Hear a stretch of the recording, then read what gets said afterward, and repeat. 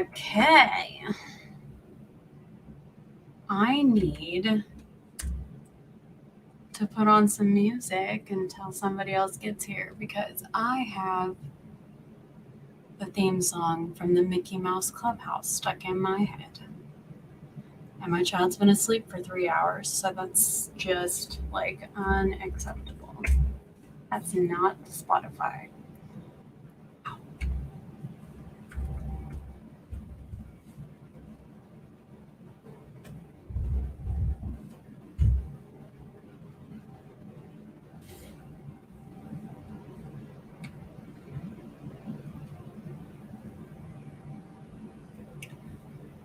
MICKEYMOUSE.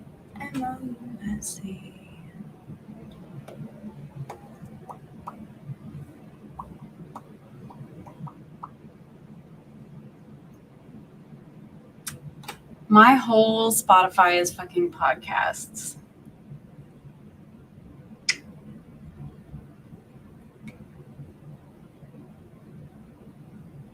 There is nothing in my library. God, I'm so boring. Oh, no, wait, that's just no playlists. I just don't have any playlists. I actually have quite a few things in my library. We're going to listen to Bo Burnham. I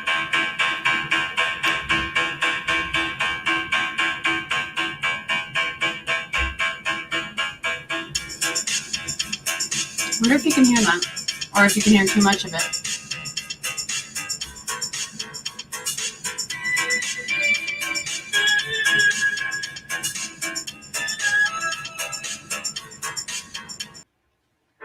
The world is changing. I'm procrastinating. Planet's heating up. What the fuck is going on? Rearranging. I need a laugh track. It's like everything happened all at once. There's a laugh track in my head. What the fuck is going on?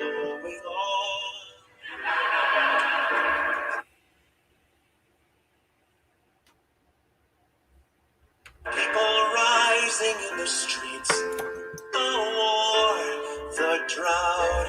The more I look, the more I see nothing to joke about. Is comedy over? Should I leave you alone? Cause really, who's gonna go for it? Joking at a time like this. Should I be joking at a time like this? I wanna help to leave this world better than I found it. And I fear that comedy won't help. And the fear is not unfounded. Should I stop trying to be funny? Should I give away all my money? No.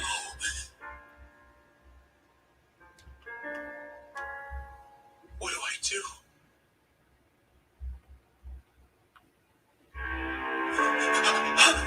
Healing the world with comedy. Indescribable power. Hello. Hi. I love your music choice right now.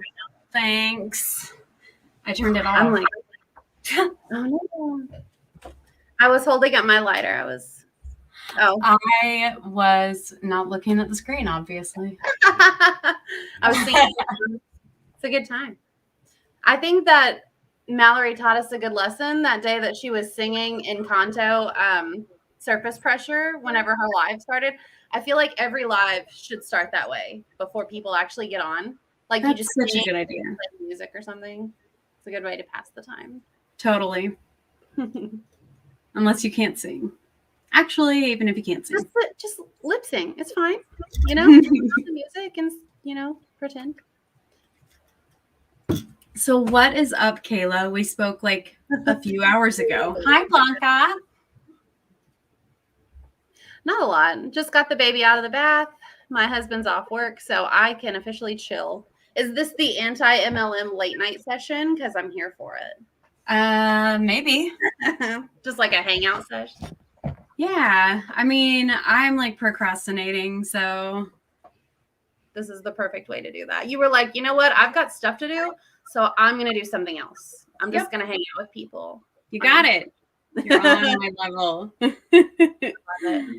I bet I have your stickers out in the mail, but I'm too lazy to go check my mailbox. You I really probably think they're out do. there. Yeah, they're probably out there. I'll let you know when I have them physically in my hand. I'm excited. Karina's here. Let me let you in. Hi guys. Hey. Oh, hey. Are you okay?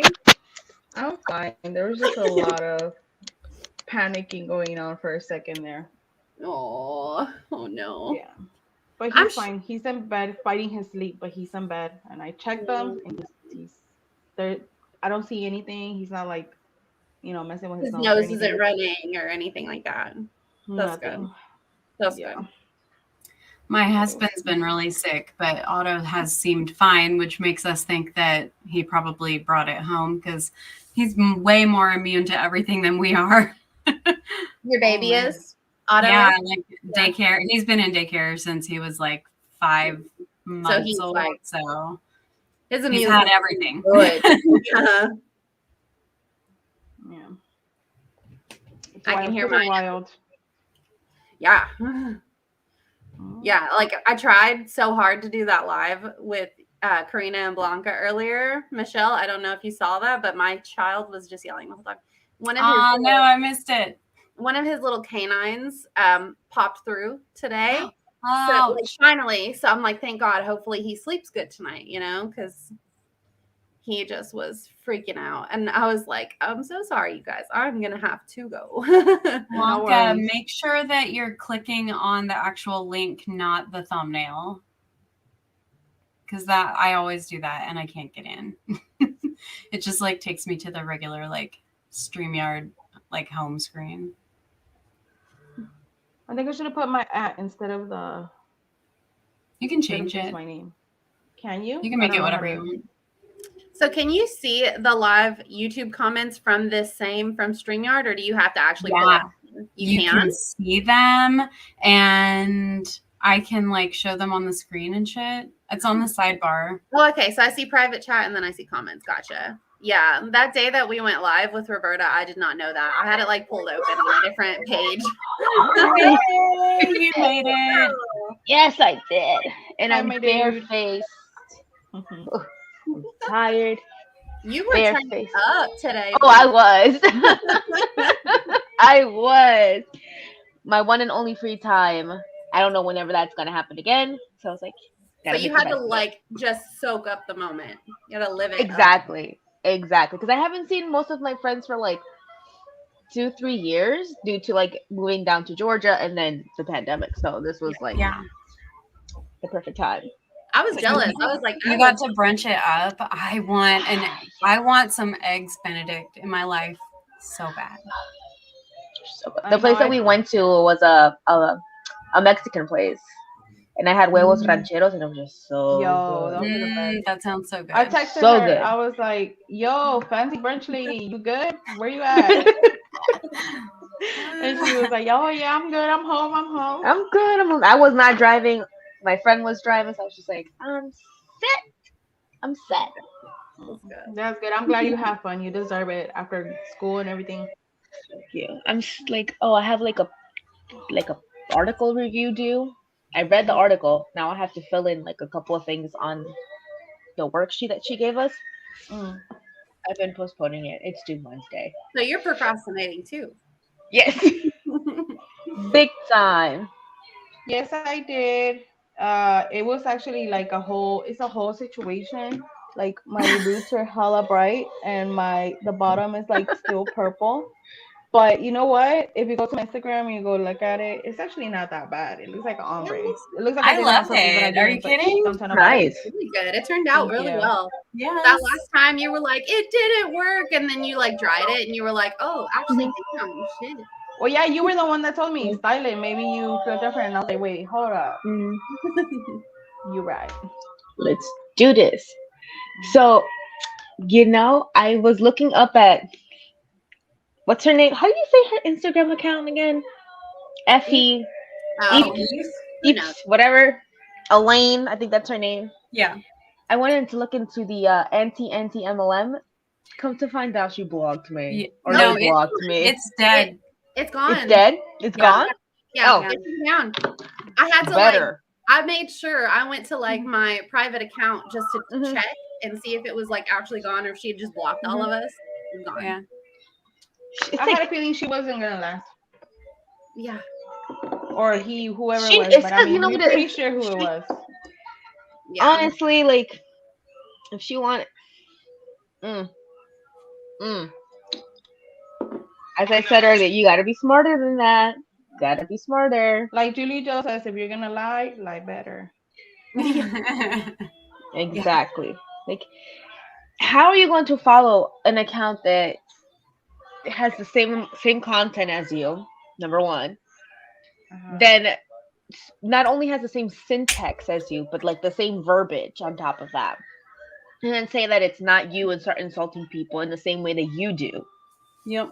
It just makes no sense. Yeah. Makes It no was a sense. very pitiful attempt at bullying. Very pitiful attempt. Very pitiful. Hold on.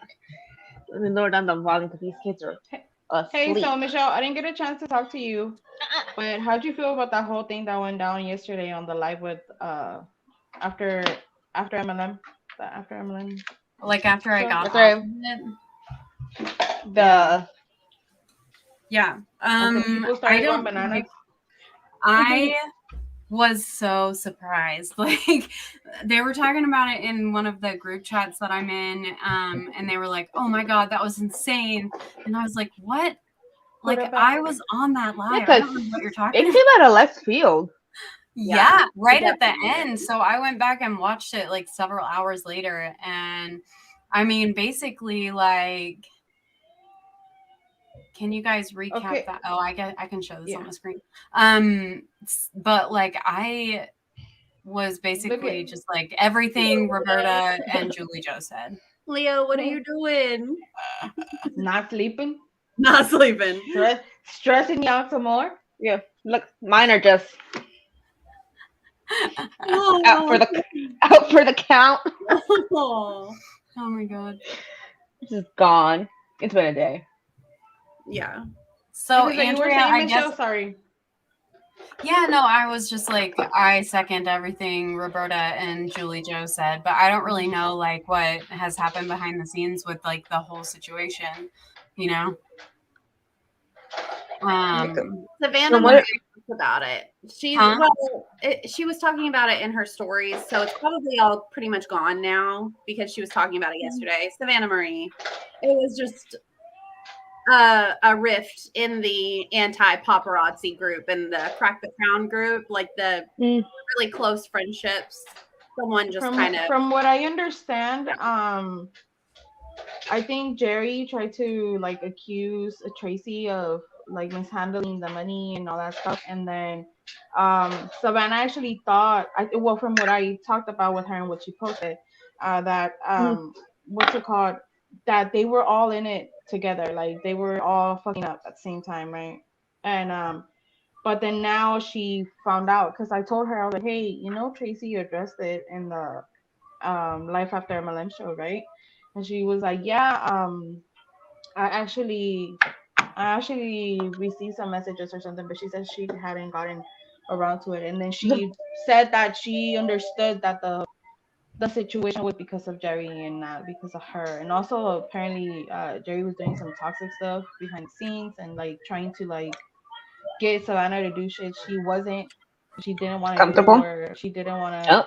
And I was like, girl, good for you that you got out of that, because there's, you know, I feel like we're grown as women with kids. Like we're grown butt like women, okay? We're grown butt women. Okay, who said that, Brooksy? So hi Megan. So I did, like, I'm part of Jerry's group on Clubhouse, and I keep getting like notifications whenever she like opens a room or whatever. And I got on one today that was like called Moving Forward, and they were like voting on like what to call their new group going forward or whatever, branching off of Crack the Crown. But like the way that everyone, and I realized that this is all like from one biased side. Like any story you get is gonna be There's two biased sides in and then some there's way. the truth. So Yeah. like what I got, like everything that I heard on this crap. clubhouse room was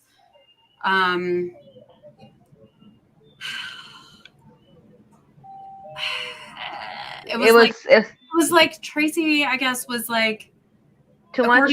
according to these people, she was like booting people out of Crack the Crown over like the tiniest thing and like demanding people to do things instead of making it like a community effort, which I have no idea. I wasn't in the group, never have been, so I don't know. That's just what they were saying. And then like Jerry just seemed really, really like passive and over it and wanting to move on.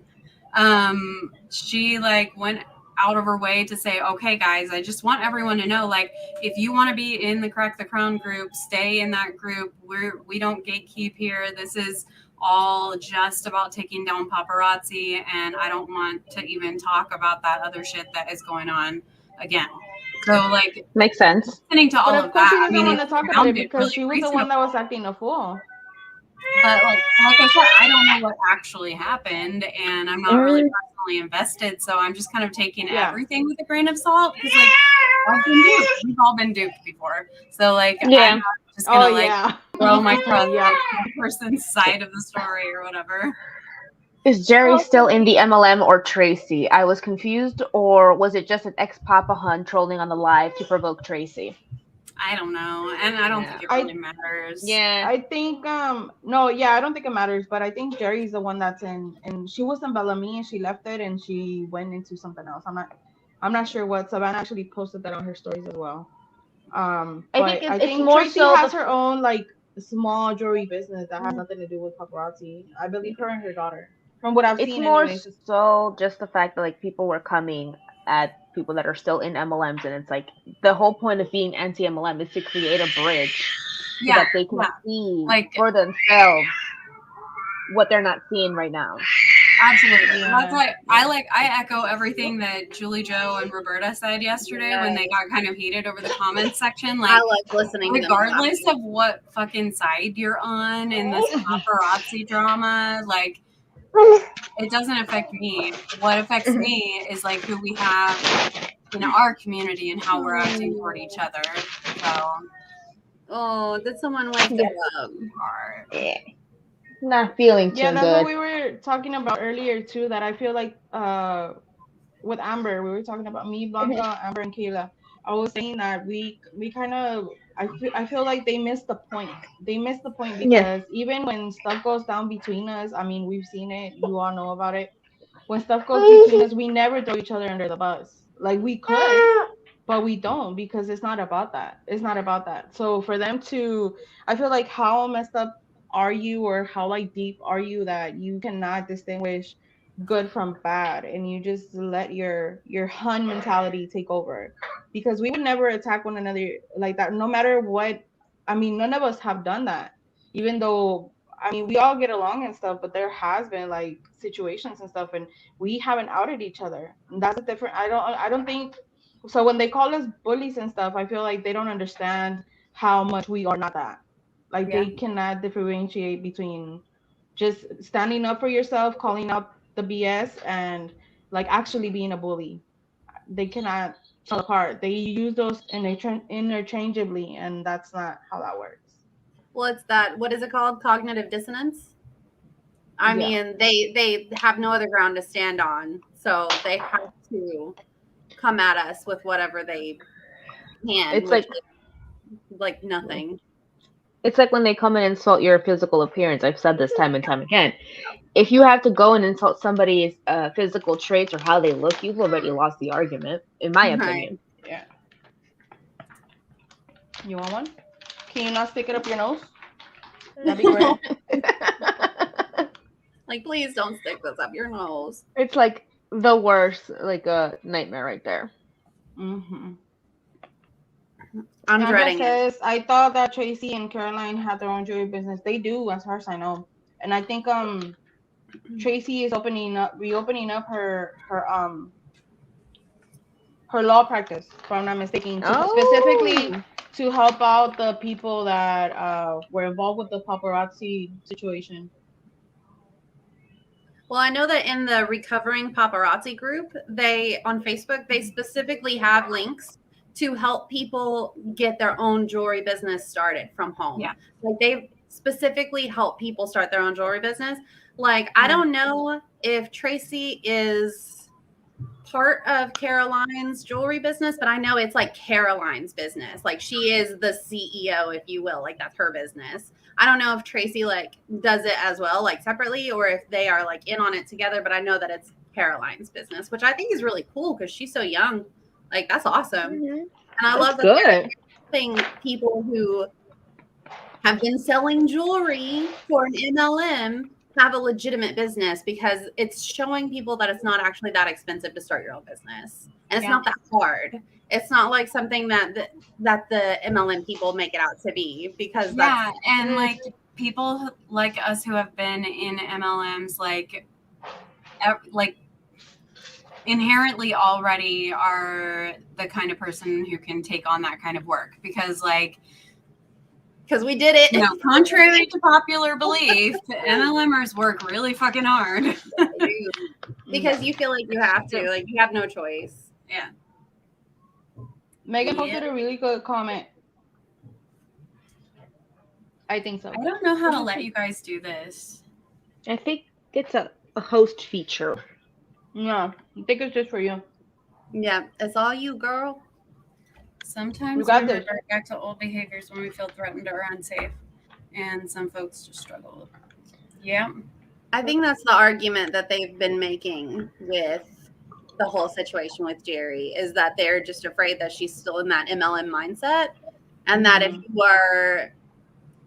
if someone contradicts something, even like not even necessarily contradicting you, but like just doesn't 100% agree with every single thing you're doing, like your reaction is to just go on the defense and to attack. So that is exactly what the people in Jerry's group are saying about Tracy. So like that's why I'm just like stepping back, because like everyone sounds like they have a legit story to tell, and I don't really, I'm not personally invested. It's none of our business anyway. Like hopefully The way I see it. gets What's up, together. Brad? Roberta, what's Hello. up? Hello. How was your other Like life? 15 minutes. I'm heating up some food, and I thought I'd come say You hello. still haven't eaten? I still have not eaten. Yes, Ridiculous. I've had some water though. That's good. I'm having a So what are y'all talking about? What's going on? Talking about a little bit of We were talking everything. about yesterday. what went on the live chat.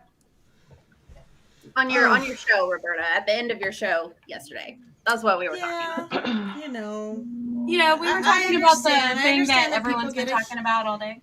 people have emotions, and that's okay, and it gets heated, and that's okay.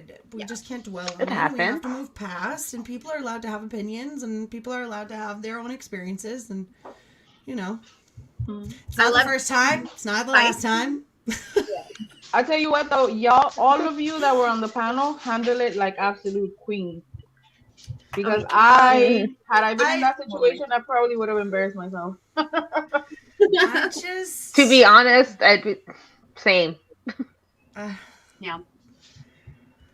like I said, it's not the first time. It's not gonna be the last time. So Roberta's like, this is I try to be very diplomatic about things because, you know, I agree that everybody does have their own space. But the problem is in fighting, it dismantles the work. And if the work is important, then we can't do that, you know? And it's okay that this person wants to do this and this person wants to do that and things split. It happens all the time, and that's okay. But if we dwell on it and we keep bringing it up and dredging it up, it becomes drama and it creates sides and it becomes a bigger deal than it needs to be. Absolutely. That's what I was saying earlier, that I feel like sometimes things happen like this and we typically, well, at least I'll speak for myself, but I also haven't seen anybody else do this. We could call each other out publicly and be like, hey, or so-and-so said this and did this, but I've yet to see one of us do that. So I feel like when the MLMers call us bullies and stuff, they don't understand that we would never do what they're doing to us, even though that's how they're trying to portray us. That's nothing. That's something we wouldn't do. So The drama llama has been working. That's that's part of it. That's part of it. There's a lot of big personalities here, right? And like the positive of having big personalities is we get shit done. But the negative of having big personalities is that sometimes they clash. You know? And that's just an unfortunate side effect of a lot of really incredible people trying to get shit done. Here's my theory though. You know, okay, so Roberta knows, but I recently read a book about sociopathy, right? And we found out that, what was it, 4%? 4% of people in America are sociopaths. Yeah. That's more than people that battle anorexia. Yeah. Anorexia is like 3.6. One person in every 25. So yeah. Every 25 people that you know, one of them is probably a sociopath. So here's my theory is that, yes, like our community is definitely full of like big personalities and the possibility of butting heads with each other. But I think that only sociopaths can really make it to the top like fraction of a percent in an MLM. So the MLM probably filters out the really crazy people for us before they make it to our side. So all the sociopaths are still in the MLM. Exactly. We get the good ones. And over here we're all saying the 24.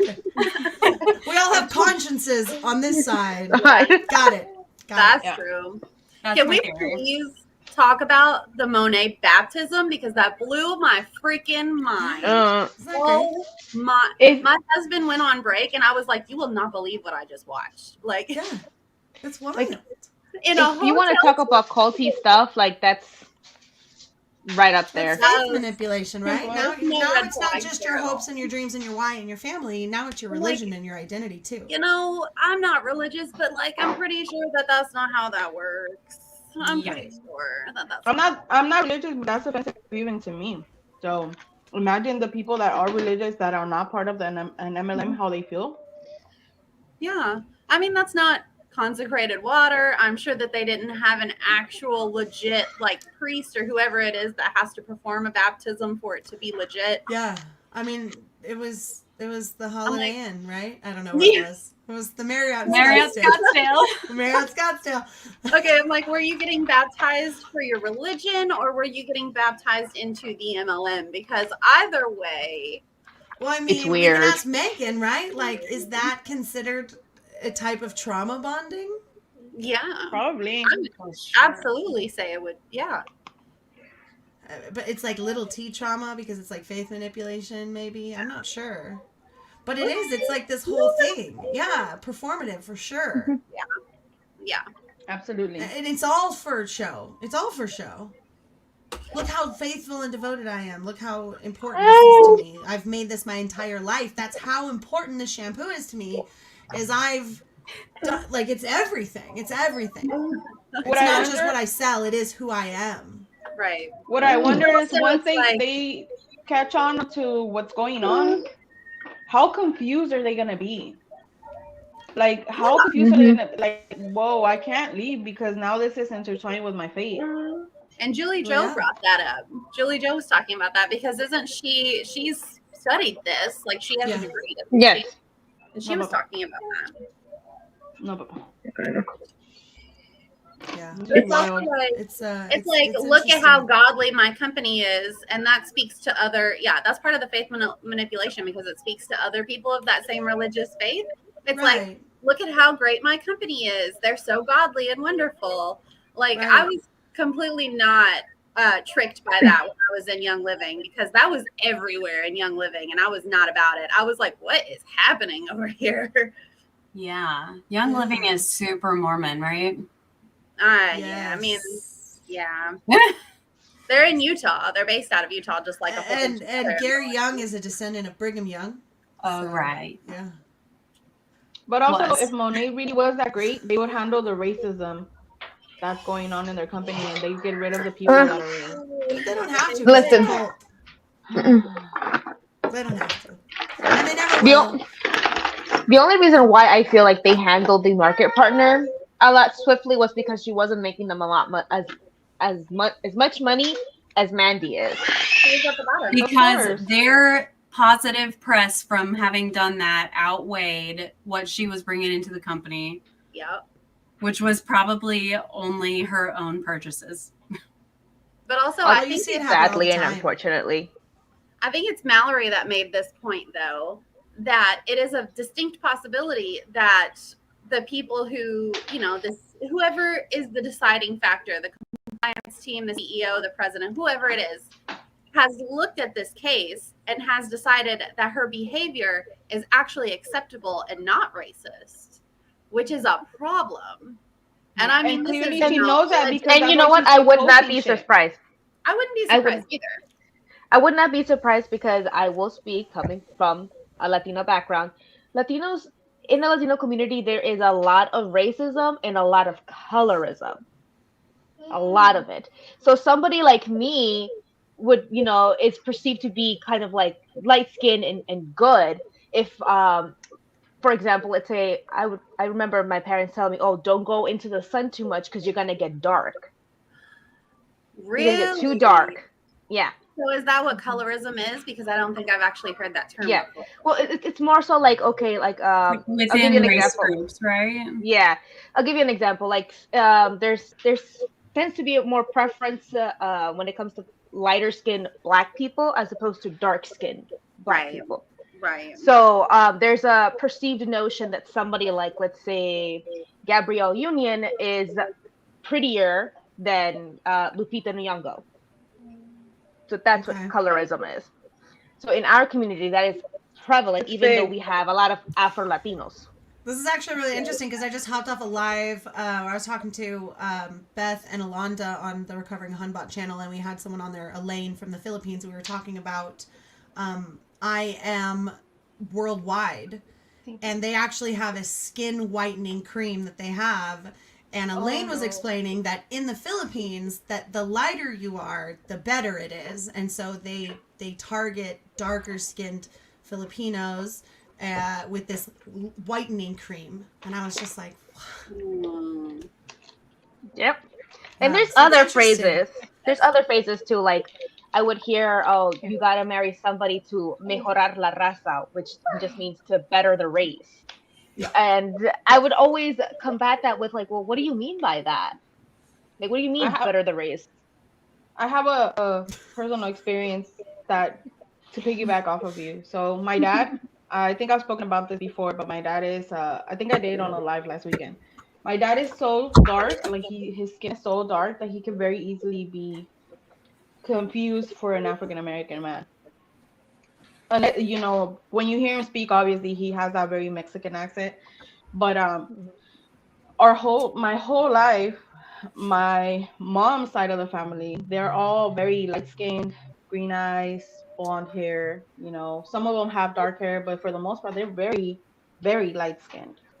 And I've seen them call my dad every name in the book, because he's dark. They don't like him because he's dark. He's dirty because he's dark. He's lazy because he's dark. And just one of the favorite things that they call him is pinche negro, which is like freaking black guy, And I'm like, dude, that's not okay. That's not okay. And also, even between me and my brother, I'm a little, more pigmented than he is. He's like the straight copy of my mom, but in a boy. So he's like real light, dark hair, but like real light. And again, same thing. Preferences, always my brother, all the time. So it's like a thing. And even within like, for example, I don't know about you, Blanca, but whenever I was growing up, I would always hear Hondurians, Salvadorians, this and that. Those people are messy. Those people are lazy. Those people are this. Those people are that. And I'm like, y'all know we're the same, right? But all my life, I grew up hearing, don't mess with no Salvadorian man, with no Honduran man, because, No. There's the Don't there's the marry no black notion. man because no. Mm-mm. So, It's the notion that there's a perceived notion connotation that Central America is uneducated because there's a high population of indigenous people there. So there's that ideology that we're not educated, especially in the way that certain countries talk or certain populations speak Spanish.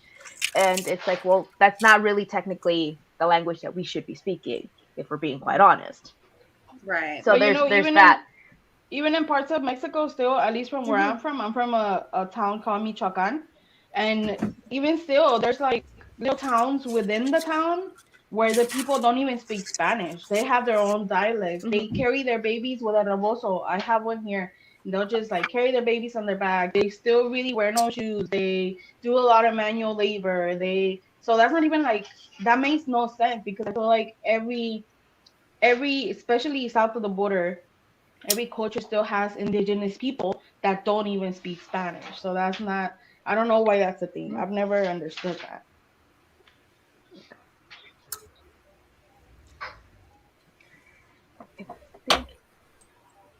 Kelly was mentioning something that her cousin gets a lot of flack for being much lighter, and then they question her cousin for not being Puerto Rican enough, which is the flip side of that, where some people will say if you don't speak Spanish or you don't look Spanish, I don't know what looking Latino looks like to some people, you're not Latino enough. And on the flip side of that, if you are Mexican or you have Mexican background or like a Latino background and you don't speak Spanish, what are you doing? You're ending our culture. You're not going to teach your children English. Oh my God, what are you doing? So I think you just can't make everyone happy. Somebody's always going to have something to say. Hello. Hi, Courtney. Hello. I just heard my dinner beep, so I am going to go. But after I eat, if you guys are still on, I might pop back on. But I wanted to say hi, and this is an interesting conversation. And it's lovely to see all of your beautiful faces, as Courtney said. Enjoy your munchies. Munchies. Have a good dinner. Have a good night. Sorry, I didn't mean to take over. I didn't mean to. Girl. I am literally on here to talk about absolutely anything. Oh my God. I got a promotion yesterday at work. Hey. Actual promotion at your real job that pays you real money. Yep. I didn't have to recruit a single fucking person. Awesome. As it should be. As it should be. That's But awesome. Can you work hard enough to rank up above your manager? Actually.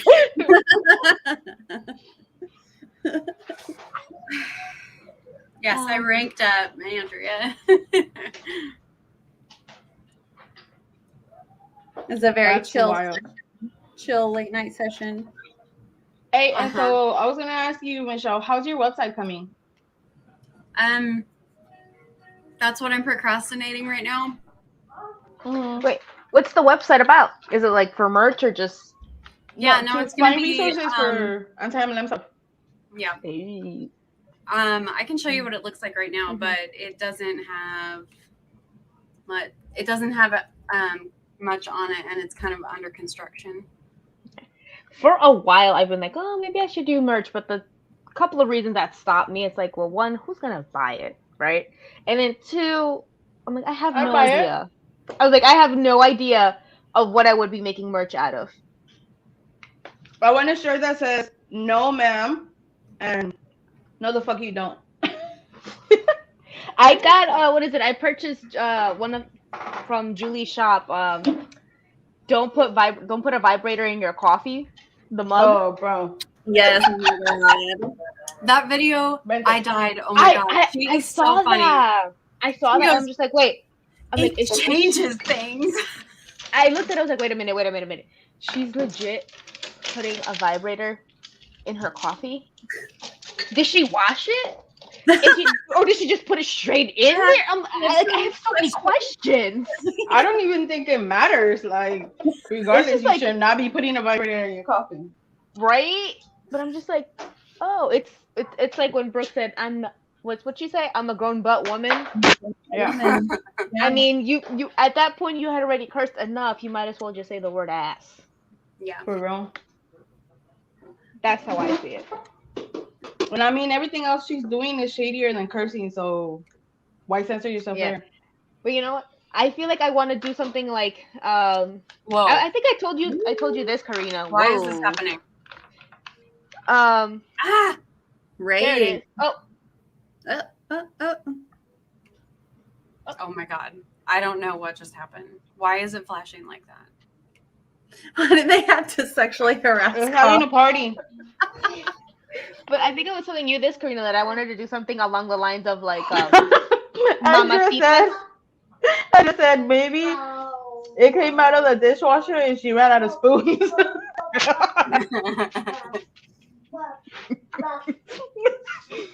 Why do they have to sexually harass coffee?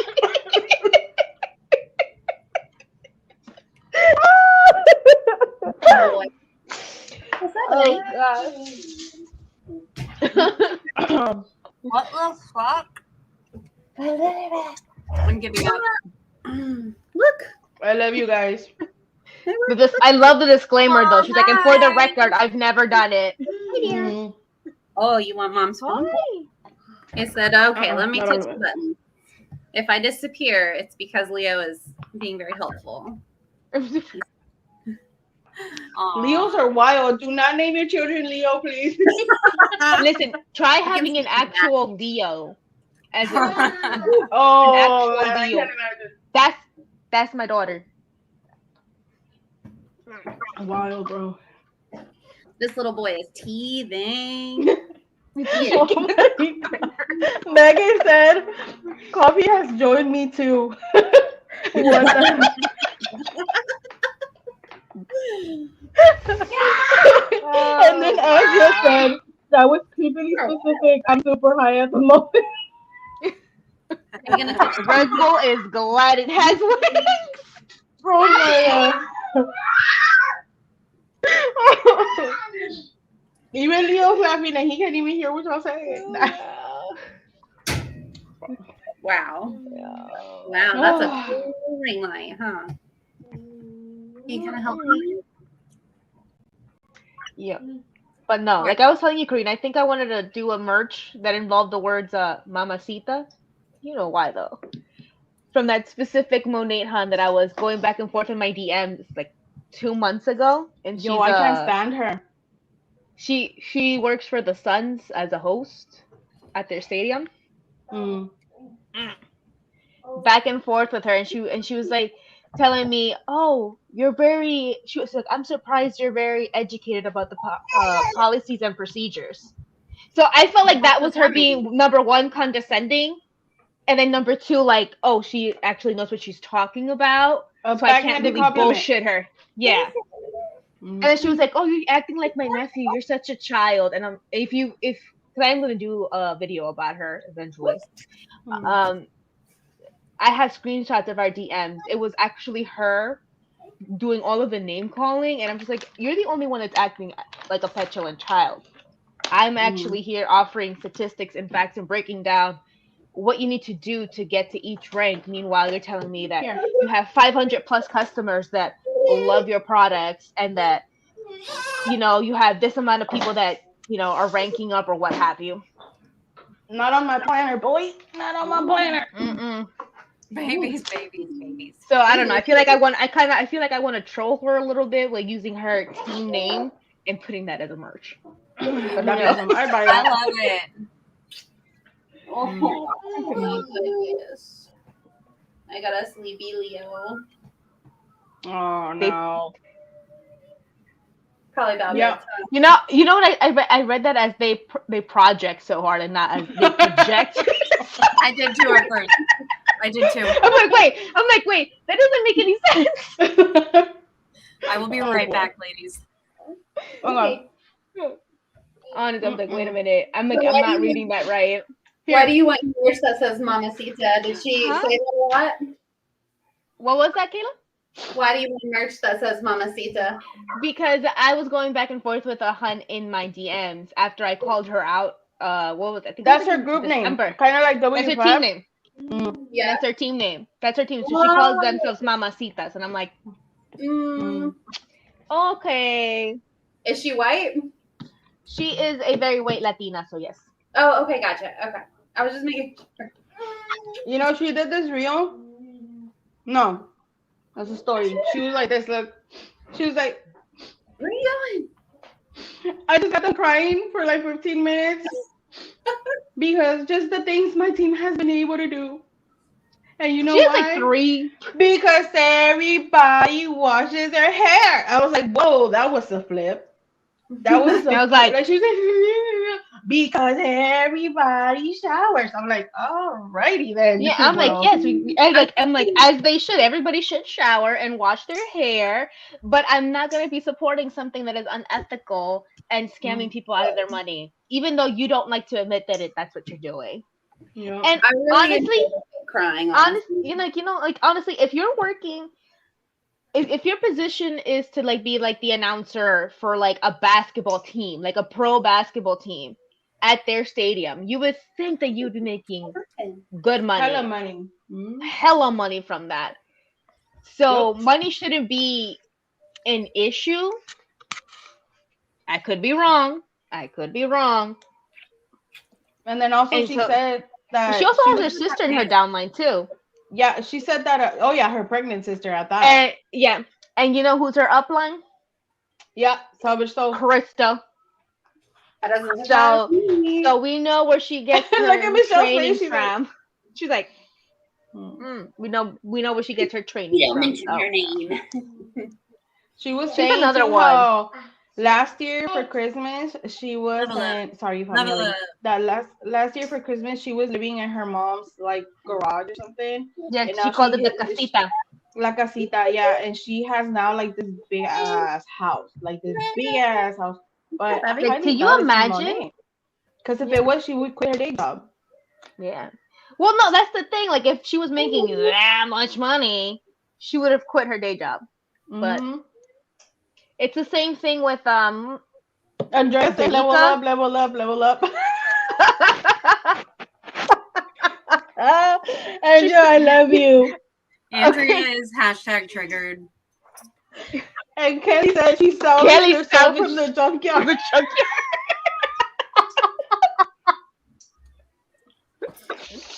My sober Bro. self is just waiting for the coffee to. You guys. Fuck. Oh my gosh. We have the best 5 viewers in the world. Yep. Heck They're yeah, they're willing. amazing. You know, that's a sentiment all moms can feel. It's like, I miss my babies, but also it's so quiet. Like, thank God it's Nobody's on top of me. yeah. That's a real problem. Like, Literally did an entire body slam on my face while I was napping earlier. Like, no shame. Mom, wake the fuck up. they're going to if they find out, Andrea. Listen, right now, like Ariel I'm, like, is getting on my crying, laughing. nerves. Ariel is getting on my nerves with their shenanigans. Mm-hmm. For sure. Listen, my daughter, when I was pregnant with Logan, in her sleep, because we co-sleep with her, she got up sleeping and just dropped herself on my face. A little part of my tooth is chipped because of her freaking head. And my husband's like, "Are you okay?" I'm like, "I am not okay. I'm crying. A piece of my tooth is gone. Oh, Take your child." Oh my god. I don't know how Leo hasn't broken my nose the amount of times he has slammed the back of his head. Same. Like, I'm like, Yup. I don't know. They will I get don't the bridge. Like, Every time. Every time. I think I do not understand. Leo No, constantly headbutts me They cry. in my and nose. you I'm like, I see another I Leo. swear to God, every single night after my son is in bed, I'm like, oh, Oh God, I miss him. I'm gonna go wake him up. I just want to cuddle him. And then I'm like, Don't do that. And then you're like, no. You scroll through. You will instantly regret that. do not Same do here. that. Especially when I've had like a day when I'm like, oh my, when he's just driving me bananas, and I'm like, oh my God. Like, I try to not be that mom that yells, but honestly, he's just so stubborn sometimes. Like, oh, this kid be testing me. And sometimes I usually don't let him cry it out. But sometimes I'm just like, you know what? And I put him in the bed, and I'm like, when you're done crying, you can get off the bed. And usually it's quick. But sometimes he'll be in there for like a good 30 minutes. I don't close the door or anything. I'm just like, here. My daughter will just do that. like- She'll cry big time. And her newest thing is like, Mommy, if anybody's just like reprimanding her, just saying like, don't do this, don't do that. Mommy, I don't like you. Grandma, I don't like you. And so I just go up to her and I'm like, listen, you don't gotta like me, but you gotta respect me and your grandmother. So you could either sit there and keep crying or get it together. Yo. And my mom tells me like, you speak to her as if she were an adult. I'm like, well, she's almost 4. She has She to knows what's understand up. something. Hey, My 5-year-old nephew told me he didn't want to talk to me, that he was You mad need at to talk me. to your I kids like FaceTime they're them. adults. Mm-hmm. yeah, I I think FaceTime talking My to daughter will do the same thing to my husband because like we FaceTime him, and she's like, I don't want to talk to daddy. Why? I don't like daddy. I was like, oh. He was There like, we my nephew, he was like, I don't want to talk to you right now because you haven't taken me to the park. And I'm like, well, I'm not going to take you to the park if you don't want to talk to me. He said, that's okay. I'll see you later. I was like, all right then. Bye. Okay, Sure. you know, Generation Alpha, because that's where my kids are. That's their generation. They're not coming to play. Like we thought Gen Z was bad. They're not coming to play. We need Absolutely. we need to normalize days that moms are just not coping because I tell you, it's real. No, It's no. real struggle. I remember That has once. been my last few weeks. Like I reached, were you guys able to hear me before? Because I just Yes. realized my mic has been backwards the whole time. Do I sound better now? Yeah. Yeah. Um, YouTuber problems. yeah, Oh, yeah, for sure. totally. Like 2 weeks ago, like a bunch of teachers at his daycare had COVID, so they closed for like a week completely. Mhm. And Tyler and I couldn't get off work, so I worked from home. And like, I swear to God, like any of you guys who are stay-at-home moms, like I worship the ground that you walk on. Listen, I was under the impression like it was. I knew that was like, okay, it's hard, but like, how hard could it be? God was like, bitch, you're gonna learn today. You're gonna learn today. Because the intention was like when I got down to Georgia that I was going to work. Like I was just like, I could never be a person that does not have any money. So this has been a learning curve on my end. So just being home and then having her and then having to take care of 2 kids, I look at my husband like, listen, you gotta help out. I know you're tired. You wake up at like 3-4 in the morning and you have to go do PT, come back home, then go to work, and then all the other stuff you got to deal with. But I need a break. These kids are wild. Yo, Andrew's asking how old our kids are. I have a almost 4-year-old and a 1-year-old. No, Mine is 2.5. Yeah. Mine is going to be 2 in May. Otto is almost 2.5. Such a cute name, Otto. Mine will be 3 in June. Mine reminds me. The name Otto reminds me from Rocket Power. Yes, Otto. Because that's the only show or book or anything that I've ever heard that name in. But it was my great grandma, who was like an angel on this earth, like the best person in the whole world. She got divorced early and ended up finding her soulmate and remarrying at the age of like 70. And they only had like 5 years together or something like that. But it was like the world's best romance. Like everything I heard was just like, it was so sweet. And so So that his name was Otto. That's where I got the name because she loved him so much, and I thought it was just a cute name too. That's amazing. Megan's like, I have a 6-year-old who's going on 15. I don't Send help. I Yo, that's my feel nephew you. right there. I feel like I said, my 3-year-old is given all of this. I was like, I don't like you. I don't want to talk to you. I'm like, you're 3. Where that? And then we'll go to the store. She's like, Mommy, I like this. I don't like that. Yeah, Leo be like toy, and I was like, you got that toy money? Yeah, I was like, you got money? I was like, I kid you not. I kid you not. One time she's like, yeah, I got money. Mommy money, daddy money, grandma money. Hi, Mel. Dollar signs. I'm just like, oh. Aww. It's crazy. Molly. But I can relate to you, Blanca, because what's it called? Me too. I mean, I've talked about it, I think, to you and Kayla. I don't have your number yet, Michelle, but what's going on? Not mine. It's my baby. He's going a little buck wild. He's a little stiff.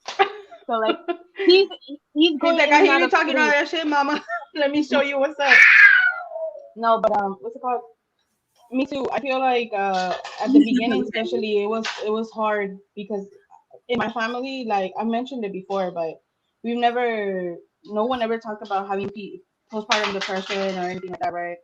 So in my mind, was like, well, some of my aunts got like 6, 7 kids, so it can't be that hard. Cut to me having my own. It was the first 6 weeks were literal hell, like literal hell. My husband had to go back to work like almost immediately. I think not even a week after. And my mom, she was like, whoa, this is the perfect time for me to go on vacation to Mexico for 3 months. And I was like, great. So I literally was doing it all by myself. He wouldn't sleep. He wouldn't stop crying. And it wasn't colic. It wasn't he wanted to be held. I was losing my fucking mind. Like literally. I just told my husband not that long ago, but one day I never I had PPD, but I never had like those intrusive thoughts, But I did one time. I remember that I grabbed like a handful of clothes and I put them in a bag, and I was about to walk out the door, and then he was in his crib, and I couldn't. I was like, my husband doesn't get home until such and such time, and what if he rolls over? What if he keeps crying? What if? And my mom instinct was like, bitch, you better man the fuck up and figure it out. And then that day when my husband came home from work, I was like, I have to talk to you. And I couldn't stop crying. I was like, I have to talk to you. I was like, listen, I know you're tired, baby. I know you get up at 5 a.m. every day, get home at 5 p.m., but I need a fucking break. Even if it's 10 minutes, I need to shower. I need to go to the restroom. I need something to eat. And he's always been very helpful, but I feel like he didn't know what he could and could not do because I was so brand new. Best thing I ever did. Talk to my man. Girl. Since then, he would help me. He wouldn't do everything, but we would like equal partners, He'd be home and he was like, all right, baby, I'm going to shower real quick. You're going to hand them off to me. You go, you take your nap. And then whenever you wake up, I go to sleep. So I could take like a 5-hour shift of sleep. And then shortly after that, you know how when you go home, the doctors are like, do not co-sleep. Do not co-sleep because you will roll over that baby. That was one of my main fears. But I was like, you know what? I gotta get some sleep. Started sleeping. From that day forward, he slept through the night. He's never woken up in the middle of the night. Yeah. Best decision I ever made. I feel you because Riley used to sleep in her crib up until 6 months, and that's when Miguel left to basic training. After he left, legitimately, the day that he left, she started crying in her crib, hours on end, and I was still working my 9-to-5 job at that point. Oh, no. It was like 2 weeks in. I'm like, I can't do it.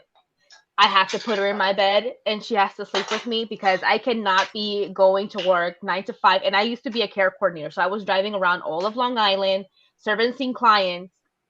And like, I cannot be driving around on like 3 hours of sleep per day. This is bullshit. So I feel ever you, since then, Megan. I've co-slept with her. Yeah.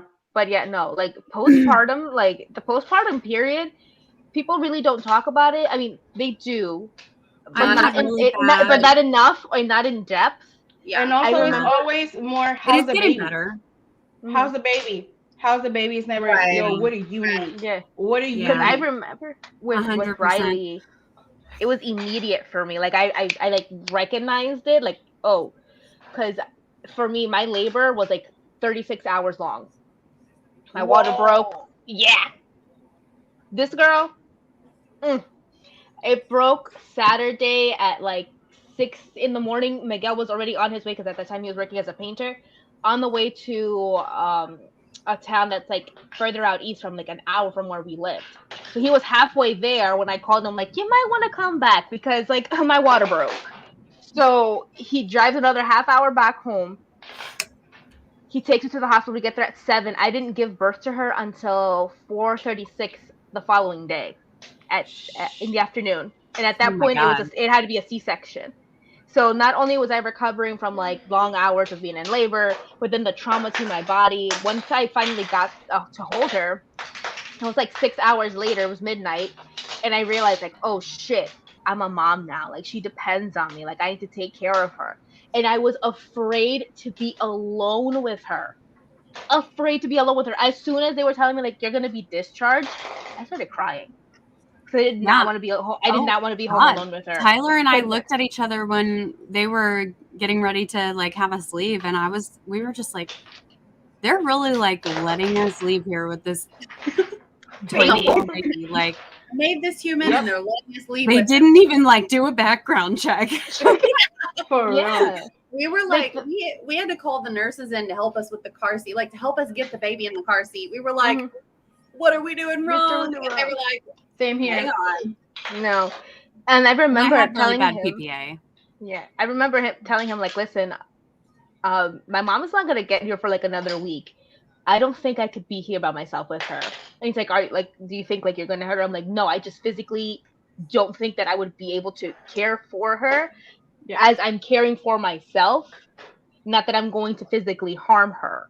Yeah. And so in between the days that my mom was going to get there, his aunt was with us, just helping around until he got home from work.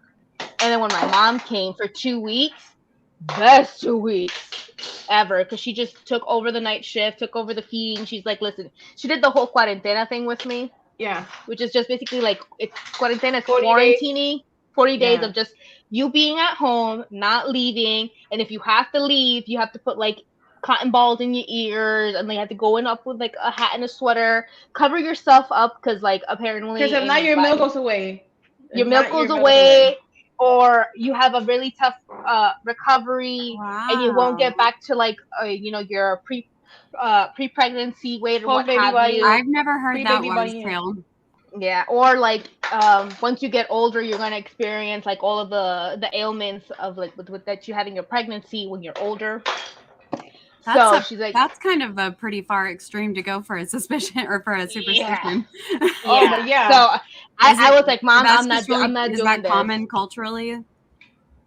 Yes. And I know in Latin cultures it is. I think even in Asian countries they may have their own variations. Because like I would be like, Mom, look, she's a mom. We went to Target and like she has a newborn, and he was like, oh, but that's how the gringas do it. That's how Americanas. Yeah, that's how white people do it. Yeah, and they're like, and when they're older, you'll see that they're gonna have a lot more pain than you. And I'm like, but I want to be like that right now. But it was the best 2 weeks because she just let me sleep, and honestly, what I needed was sleep. I needed the sleep. So and that had to do a lot with why I felt how I felt, that I was going insane because I wasn't getting any sleep. Yeah. And I even felt that with Logan. There was a one Sorry, Michelle, I didn't mean to interrupt you. No, you're fine. You're fine. But that like ties into even like what we've been talking about with the bite model yesterday. Like sleep deprivation will like literally like change you, make you crazy. And so absolutely. I can attest. One of my really good friends is Filipino, and she just had her first son just like 6 months ago, and she was telling me that in her culture, and her mom is like from the Philippines, and in her culture, the mother comes to stay with her daughter right after she gives birth, and like the mother is literally like not allowed to even like leave the bed for like 2 weeks or something, and the mother stays there for like 6 weeks and just literally does absolutely everything and cleans the house and takes care of the baby and everything, like for the mother to recover. And I think that is amazing, and so many different cultures have that, and in America we have this just like super toxic, like Do it all. expect someone who's just had a major trauma just like not only jump back into life immediately but also double it and add And in you all gotta of the look cute mental while doing shit it. and the hormones and God, it's horrible. And then and most of the time they're also like, and go back to work too. Oh yeah, like go back to work within like 6 weeks, and I think if you have a C-section, it's 8 weeks. Yeah. I'm not even gonna front. I'm blessed. I work for a really, really good company, and I basically was able to take off as long as I needed, and 12 weeks of it was paid. So I literally am like really lucky to have that here. Sorry, I don't mean to interrupt. I don't know. Whenever the I had when I was 9 months pregnant, so I have a pandemic baby 100%, and we were living with roommates when he was born. He's crazy. And none of them, suddenly it was like my whole village was gone because we really didn't let anybody touch him or hold him, and my roommates were not practicing social distancing. And it's not like they weren't. It's not Canada's where it's at, man. Like anti-vax or anti-mask or anything. They were doing what they were supposed to do, kind of, but they were like partying. They were having people over. I had a newborn baby. Like it was like baby. I was like pumping. It was a whole mess. It was a whole situation. So that was the first 3 months of Leo's life was torture, absolute torture. And we, you know, we were supposed to have a village of friends to help us. And suddenly it was gone. Let them touch it. Yeah. Even with family though, so don't feel bad. Like for me, I'm not gonna sit here and like lie. My mom she was great while she was around, which was maybe about a week or so. She did help me clean up and she did cook for me. And we have the thing and the superstition too of if you want to make milk, you gotta drink milk. So she would make all these milk-based like broths. Did your mom make you drink hot chocolate? Yes. Like chocolate, like the abuelita chocolate? Because I got no, this is like chocolate, like real chocolate, like from the cacao. And so like apparently that helps you like bring in your milk.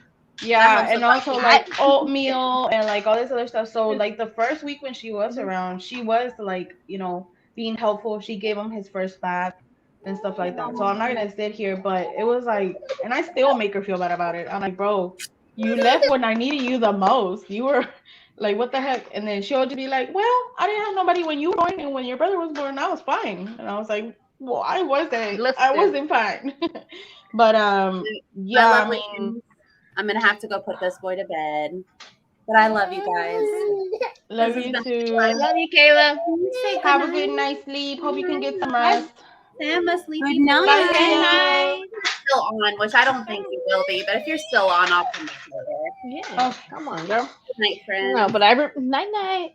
I remember with Riley, I actually had to save up my sick, vacation, and personal time to accumulate up to 12 weeks because she was born in August and I was out up until like the week of Thanksgiving, and I planned it that way because it was only going to be 2 days of work and then like 3 to 4 days off.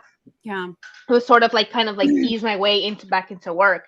But I had even bought like a separate supplement plan from Aflac to bring in money, and I thought it was going to be like $1,000 or $2,000 or what have you.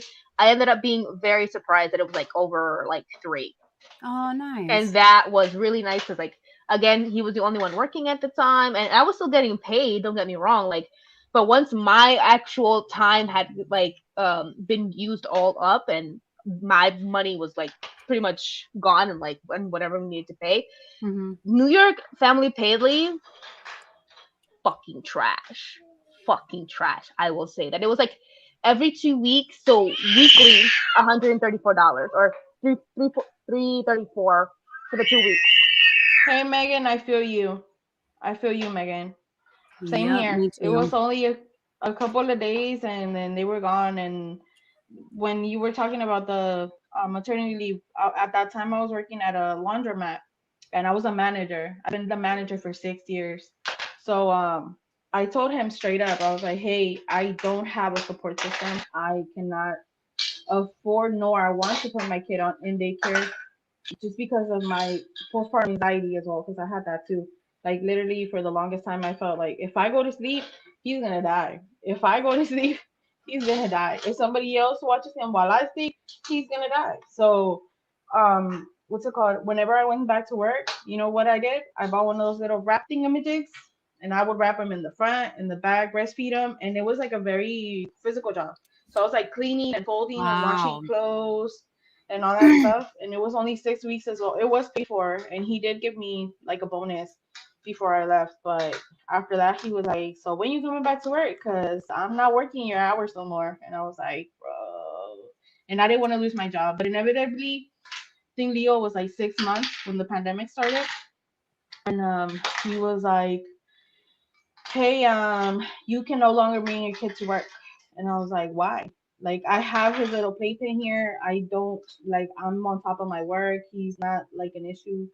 No, he's not an issue for you, but he's an issue for me. And I was like, well, if I can't bring my kid, I'm not working anymore. And he said, all right, pack your shit.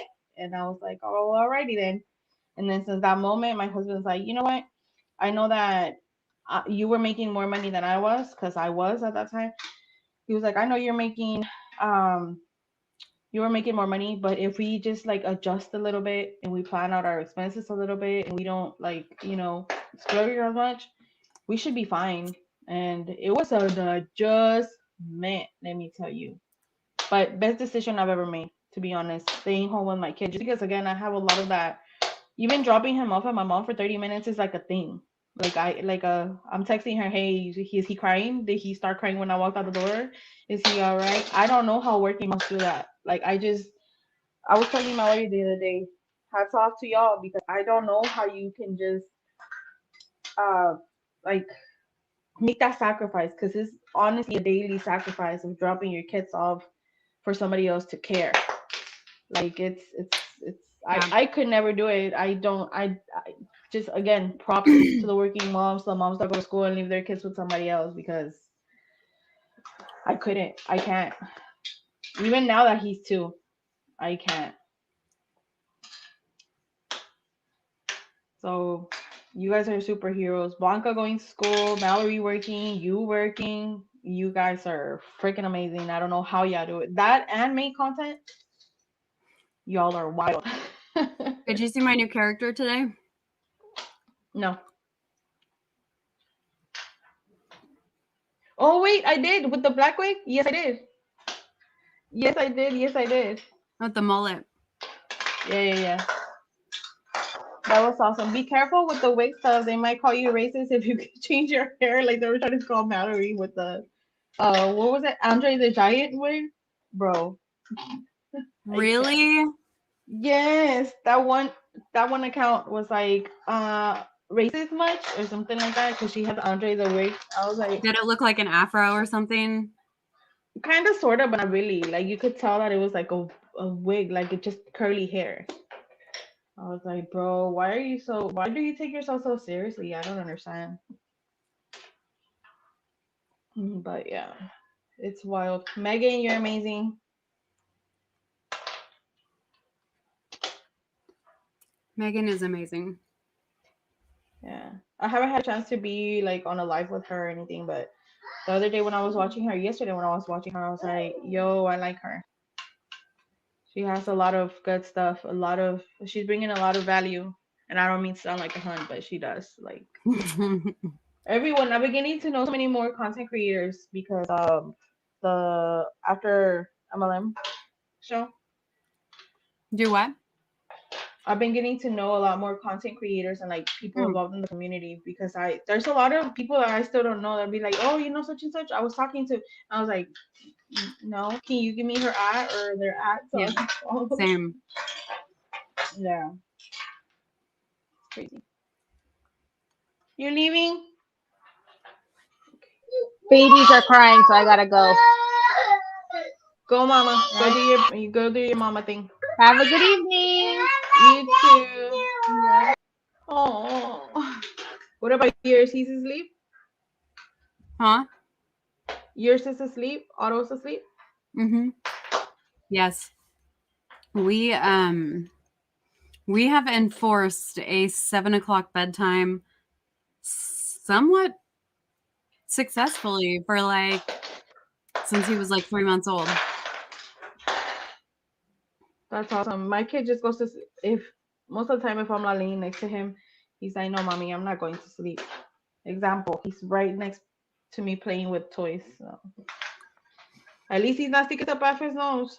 So Well, I put Otto in a crib at 3 months. I didn't think in his own room. I didn't think I was going to, and I had very, very high anxiety about it. And I had the owlet sock and the owlet camera, and I had it going all the time. And I was constantly checking his O2 levels on the sock app and his heart rate and just constantly monitoring him. But it was something that even at that young age of I think he was 3 months, I had to do it for my own mental health. I would not have been okay. yeah. So we started giving him a bedtime when he was 6 months old. But he's always slept in his own room in a crib, which I mean, I guess sometimes we let him sleep in our bed if he wakes up in the middle of the night and isn't going to go back to sleep without doing that. But he always starts in his room. Yeah.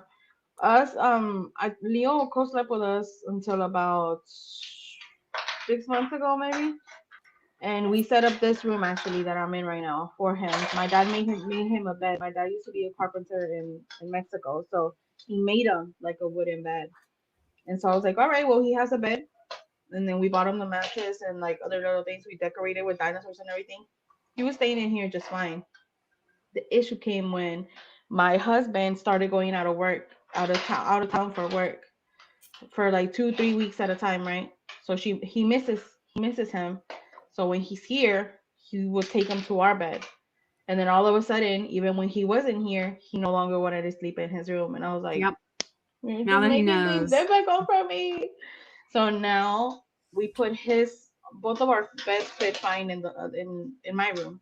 So we just put his bed in our room, and he sleeps still in his bed. Sometimes he'll crawl in bed with me, but for the most part, he sleeps in his bed. But he just towards the end, he don't want to sleep here anymore. And I was like, well, I guess that means I can have my office back. So win-win. So yeah, but I mean, it's whatever works best for your family. yeah, my sister, absolutely. my little sister is very pregnant right now with her fourth in 4 years. Whoa, she's a hero. Fourth in 5 years. Yeah. And all three of her boys, they're all boys. All three of her boys and her husband all sleep in the same bed. The same king size bed. That's just how everyone in their family works best. I'm like, that sounds like being in literal hell, but all the more power to you. Yeah. Yeah, I mean, Leo was and fine. one of them is always nursing too. Yeah. This whole time that they've all The been, whole time. Because she's been nursing for 5 years. Yeah. Various kids. Yeah. That's crazy. That is crazy. I sometimes can't even lately. I'll stay up after they go to bed. OMG, my sister has 303. Whoa, yo, she's a Yep. superhero. Yep. 3 COVID, baby. Yo. Yeah, that was my sister too. Yeah. But yeah, she's pregnant right now. She has the 3 under 4 or whatever. Yeah. Oh, Leo. He tooted. What's it called? Andrea I don't know, I'm trying loves to think. this. Yeah, that sounds like hell. Oh, I don't even let my ex sleep. But same. Oh, that's where I was going with this. My boyfriend, when I was pregnant, I was married, by the way, but my boyfriend when I was pregnant was the what is it called? A snoogle? The pregnancy pillow? A snuggler? Oh yeah. That's crazy. No, what's it called? Leo and my husband will go to bed first now. So I'll stay up like editing or like cleaning up a little bit. And when I go back to try to go to bed, they're both like starfishing in the middle of the bed. So sometimes I end up sleeping in Leo's bed by myself. But it's like a full size bed. So it's fine. It's not a big deal. But I'm like, y'all really didn't give me no space to sleep. Because I hate moving them. You know, I'm like, they look so comfortable. They look so comfortable. I don't want to wake them Yeah, up. but it's probably secretly kind of nice, right? Yes. Then you get I don't to get sleep by kicked in the yourself. ribs. Somebody doesn't roll over on my hair. It's great. It's great. Yeah. So Good tell stuff. me, how close are you to finishing your website? I'm like really interested. I don't know how to like quantitate it because like I don't know when I'm gonna get to work on it. So like I could probably pound it out and like pound it out. I could probably get it done in like 5 hours, but I'm never gonna have just like 5 hours to work on it. To just sit. Yeah. Except like, you know, how the hour and a half that we've been on this live, I could have been working on it, but here we are. But I feel But like we had some good talks. yeah, definitely. But I need like the resources that I want to put on there. Like one of the things that I want to do is have a whole page just for like MLM dupes, but I haven't personally tried a whole lot of them. So I need input on what to actually put on these web pages. You know, we can talk about that with Isabella. Oh, really? Isabella constantly says that she can, if you want to dupe for a MLM product, talk to me about it. Like, I can give you a much better dupe and stuff like that. So her and Savannah, because I think they both tried a lot of MLM stuff. So you should reach out to them for sure with that. I'll write that down. For sure. But I also want to have like, I want to have like templates, like email templates to send to like elected officials and compliance departments and links to like report health claims and income claims. And like I want everything to be like available right there. Like I said yesterday on the live, like anything that we as anti-MLMers would normally like Google, I want to be able to just kind of have it all in one spot. Andrea said, do polls and stories and get people to share it and gather the info. That's a great idea. Also, Andrea, I love that you're still here with us. Huh? You're hilarious, by the way. I said I love that she's still here with us and she's freaking hilarious. I know Andrea's the best hype man ever. Mm-hmm.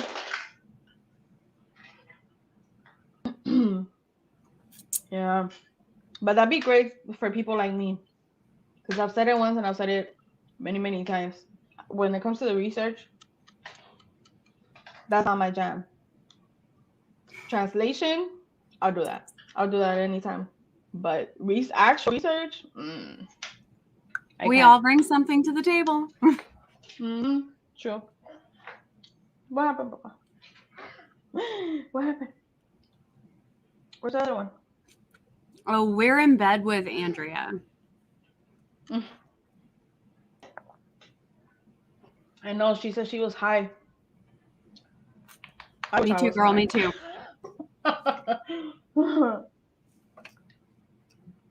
I've been wanting to try edibles. I haven't gotten high since I was like in high school. But lately, you know, shit's been stressful. Maybe I should take the edge off. Mm-hmm. Usually I pour myself a drink, but I finished my bottle of Terramana that I've had for like 6-7 months in the fridge. I would just do like a shot and some Sprite or something on the rock. But I ran out when we did that live with Julie, Joe, Aaron, and it was so fun. Talking shit about Jesse Lee. That was hilarious. That was so funny. Oh my god. But I couldn't watch a whole lot of it because I've been sober for 13 months. So Congratulations. it's still like early but not. Like Yeah. I understand. Crazy. I think someone was on there that was sober. Who was it?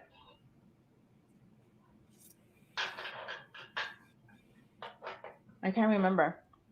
on the drinking game live. Yeah. So she was like, I'm sober, and I was like, don't worry, I got you. Say less. But yeah, it was fun. So when are you gonna be on the next Life After MLM show? They said that we're gonna make it fun. I cannot wait. I know. I don't know. You don't know yet? I do not know yet. Danielle and Roberta have not shared with me their master plan of a funny episode. Oh, I need to go watch that live that Mallory and Roberta did with wigs. And, You haven't? I haven't had a chance to. I've been Girl. so busy, especially with my husband here. He's like, can you not be on your phone? I'm like, okay, I understand. You're not here all the time. But so I'll just put my phone down for a second, and then I come back and there's like all this stuff going on. I'm like, I don't even know where to start. So we should watch but it. I'll probably watch it right now. Yeah, I'll probably watch it right now whenever. We should just put it on here. Oh, okay, go for it. I need to figure out how anyway. I'm gonna try my other so you monitor. can show your website too. Huh? So you can show if I your figure it website out? too. Yeah. It's just spoonstop.com. So it's live now. Huh? It's live? Like people could go to it or just you? Yeah. It's up. Oh, okay. It's just not completed. Hey. Okay, let me see if I can do this. It's a pyramid scheme, Julie. Was it Julie? Who's Julie? I haven't stopped since high school.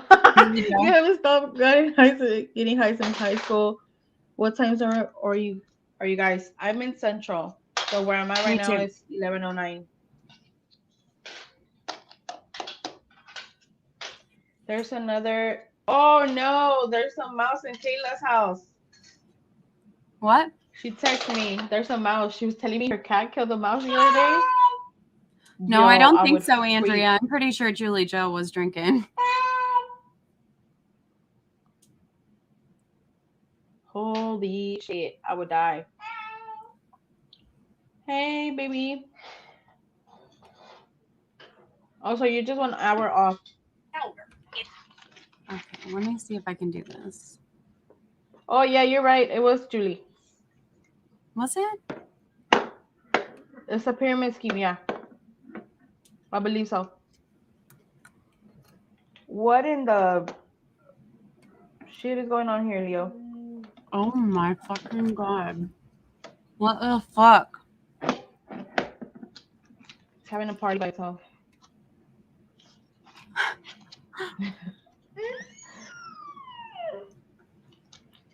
The other day I was telling Chelsea, I was like, yo, I don't know how to blur faces. And she was like, well, just Google it. And I'm like, no, you don't understand. I'm stupid. I don't understand directions. And then Blanca was the one that was, no, do this, download this app. And she was like, don't call yourself stupid. And I'm like, I'm sorry. I just, whenever I can follow directions, like I'll try. That's why I can't build IKEA furniture, bro. I'll literally karate chop a piece of wood and just, oh yeah, I'm done with this. I'm a visual learner.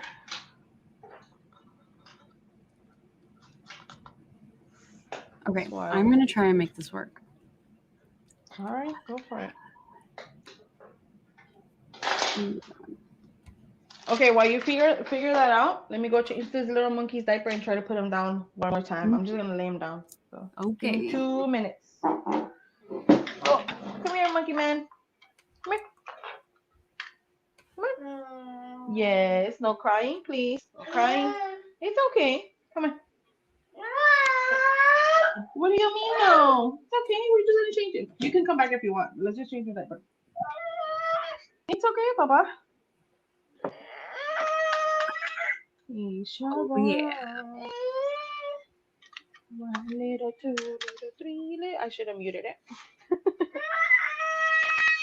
Yes, alright. It's alright. No cry, Papa. It's okay. Don't throw stuff. That's me. Amber Udef's in her boudoir.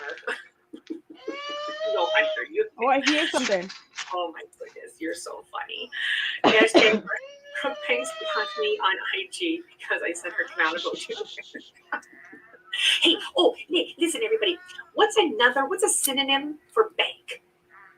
I need a synonym for bank. I think Dre's probably the best person to get financial advice from, especially from ESB, because she doesn't want to be an expert. Honestly. What favorite sweets? Oh, I love them all. I really love cheesecake. Oh, I love But cheesecake I also too. really enjoy candy. Same. What's your Candy. favorite salty snack? Oh my goodness, everybody, my friend Trudy is here. Oh, give me a second. I haven't seen Trudy in years. Oh, it's so good. No llores, papi. It's okay. I know you tired. You go, Mimi? No cry. Yeah, you're sleepy. Okay. I'm trying to light off and you can go, Mimi. Okay? I love you. It's okay. Good night. Good night. No cry, no cry. It's okay. Mimi. Good night. You're okay. My goodness. Okay, I'm back. He's gonna fight his sleep for a good 10 minutes, but he should be fine. Okay, so Okay. Barb Trudy, right? Yeah, can you hear it? Trudy? Yeah. Barb! Oh my gosh! Trudy, it's so Hey, good. Roberta with this wig.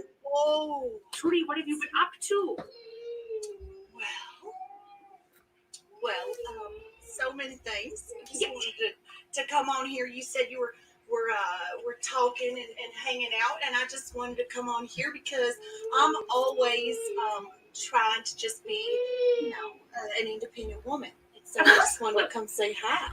We're always trying to be independent women. Yes, of course. Trudy, so tell everybody a little bit about yourself. Guys, this is my friend Trudy. I have not seen Trudy in so many years. So Trudy, where are you from? What do you do? Well, I'm from Atlanta, Georgia.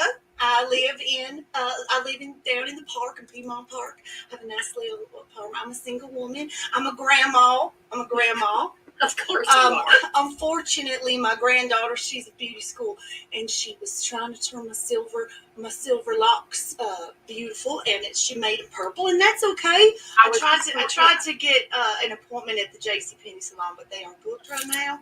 Yeah, I was going to ask about that. Your hair's a little bit dark, Yeah, It's okay. Trudy, I do got to ask about the scrunchie, Trudy. We haven't done this. Are you trying to be younger? What's going on? It's my granddaughter again. Oh, she says maybe it will look better if we put it up.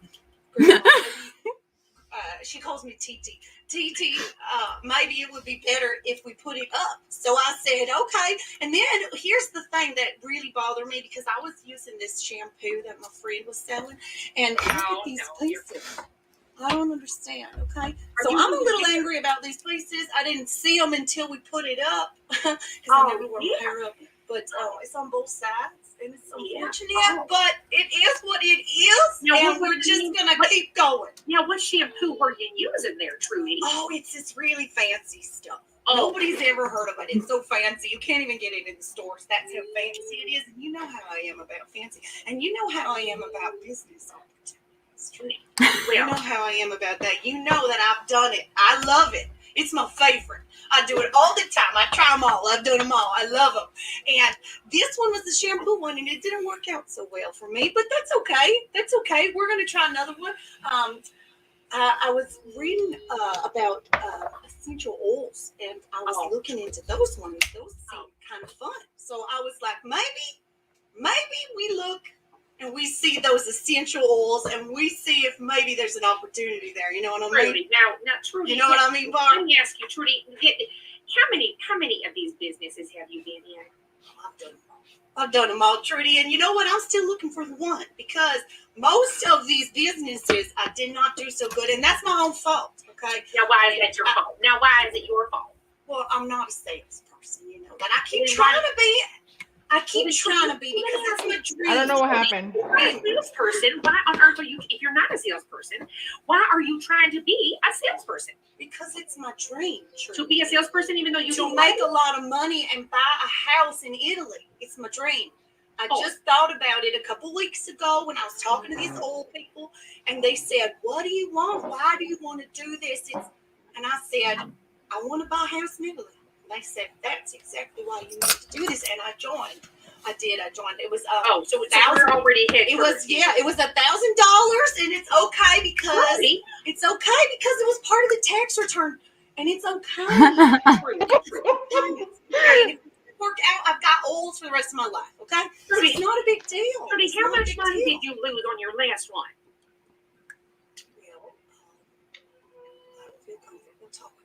Well, you know what? I don't care. I'm going to ask you your why, except I'm going to reverse it, and I'm going to say, why did you? Why? How much did you lose? Come on, Trudy.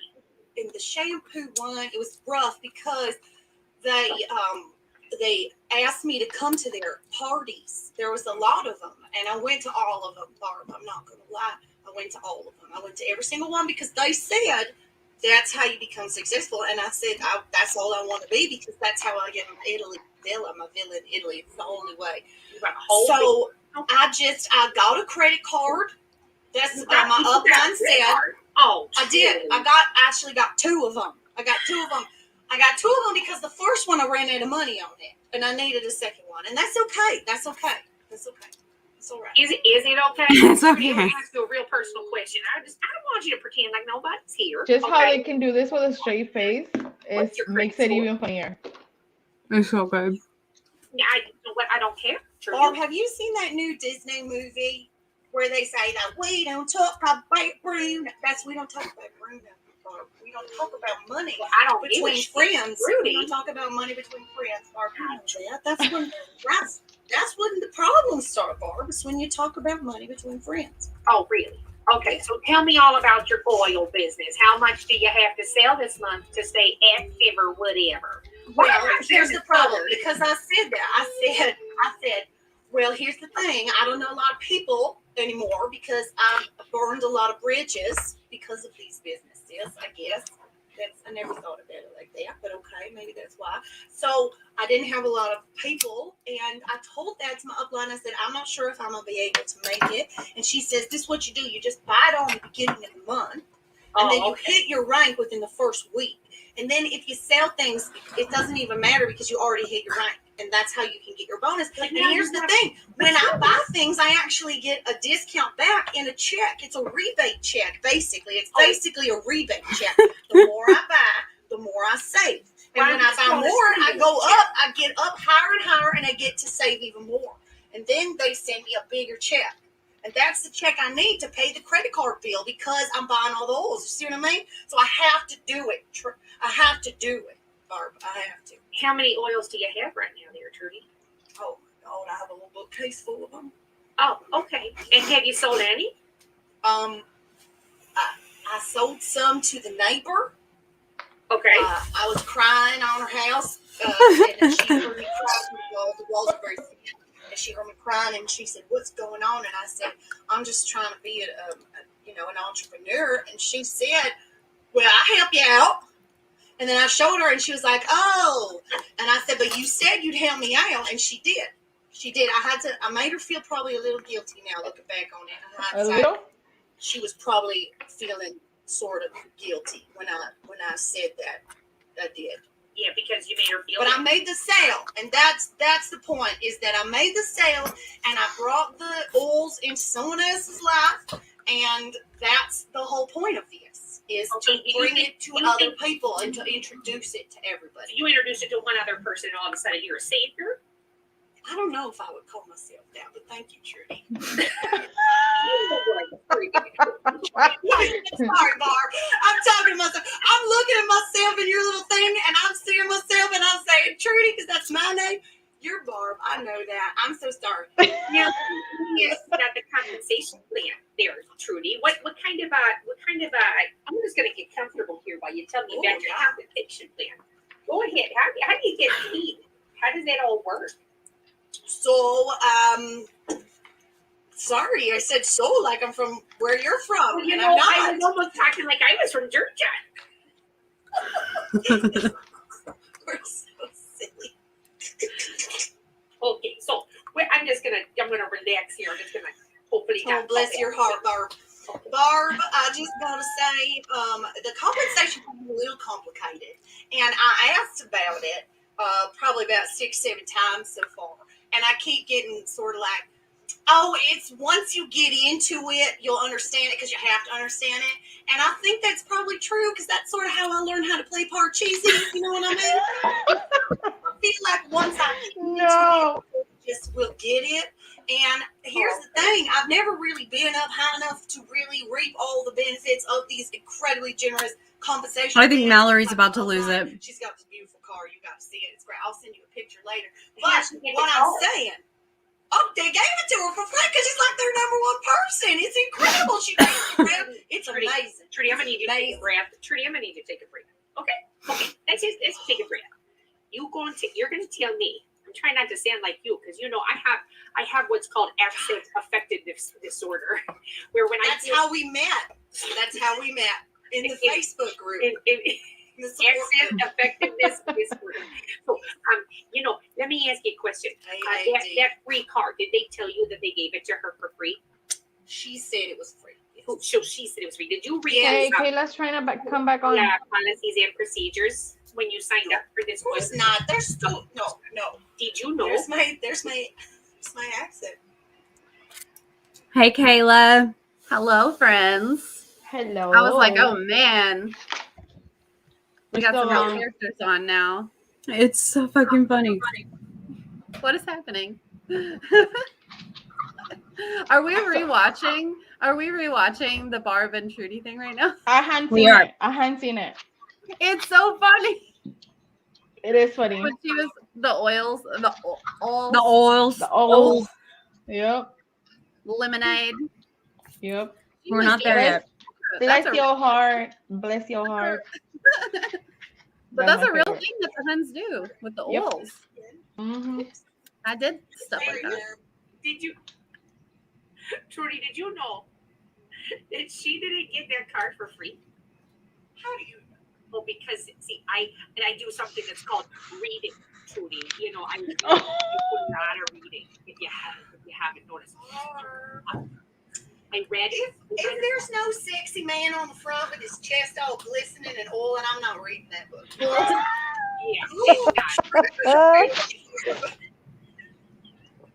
These whole things we call burping with Barb. Okay, I've been burping like crazy tonight. I don't know what's causing it. Oh my god.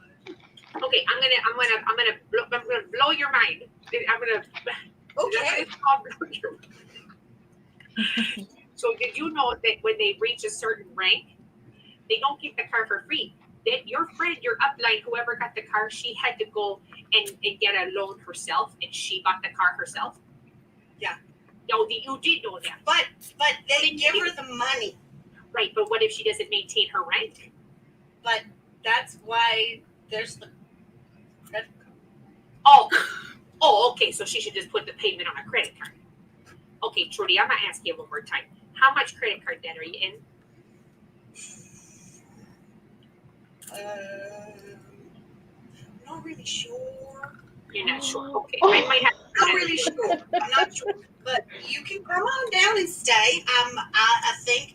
I think the power's going to be on for another couple of days. If you want to come on down as soon as possible. Are you in jeopardy of losing your power? No. Trudy, don't have to lie.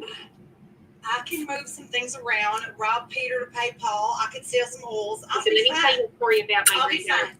Let me tell you a story. This is what I don't want to happen to you, okay? My granddaughter Mallory, one time when she was really young, Remember her? How's she doing? Well, she's doing fine. So when she was really young, they cut off their power. Okay, she was living in an apartment, and she lived in this house with it was like a house, but the bottom floor was her apartment, and the top floor was the guy's apartment. And they cut off her power. And you know what she ended up doing? She robbed Peter to pay Paul. She took a long extension cord because they did not shut off his power, and he was never home. So she went to one of his outlets in the hallway and plugged in her refrigerator into his outlets and stole his power until it turned the power back on. Do you want to be like Mallory when she was 22? I don't think you do. Wow, she is so resourceful, that Mallory. I am impressed with her business acumen in stealing other people's power. That is fantastic.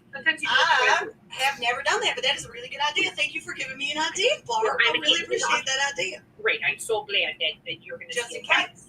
Let me ask you another question here. Okay. Are you, now that you've joined the oil company, are you in any other Facebook groups? Yes. What's the So many of them. I have a whole new family. It was really great because, I'm a single woman. I know myself. I was real lonely for a real long time.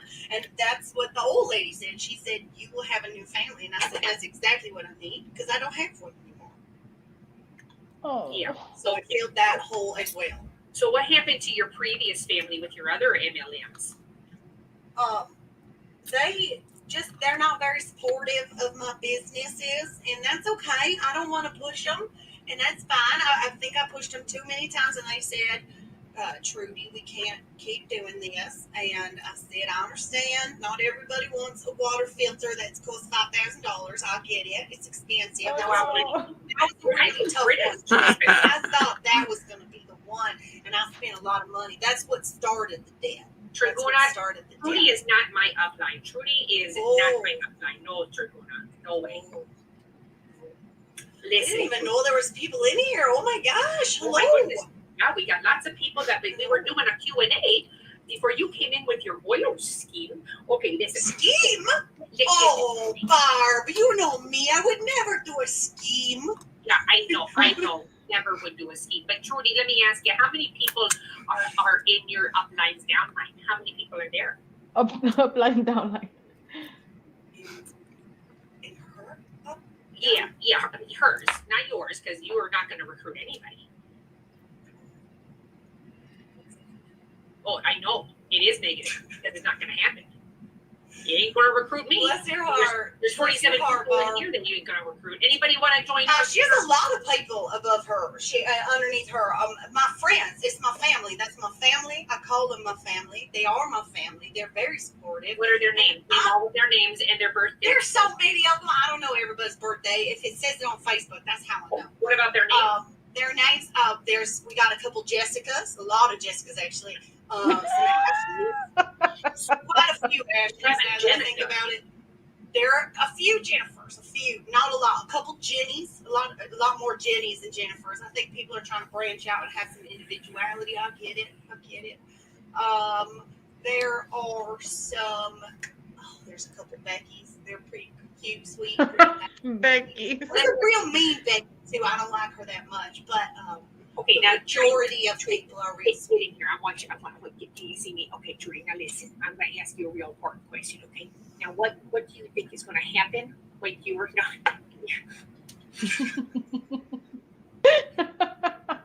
She's having such a hard time keeping a straight face. When you're not able to sell and make rank, Trudy, what do you think is going to happen to Jenica? Is she going to be your friend still? I let her borrow my car. She borrowed your car already? Trudy.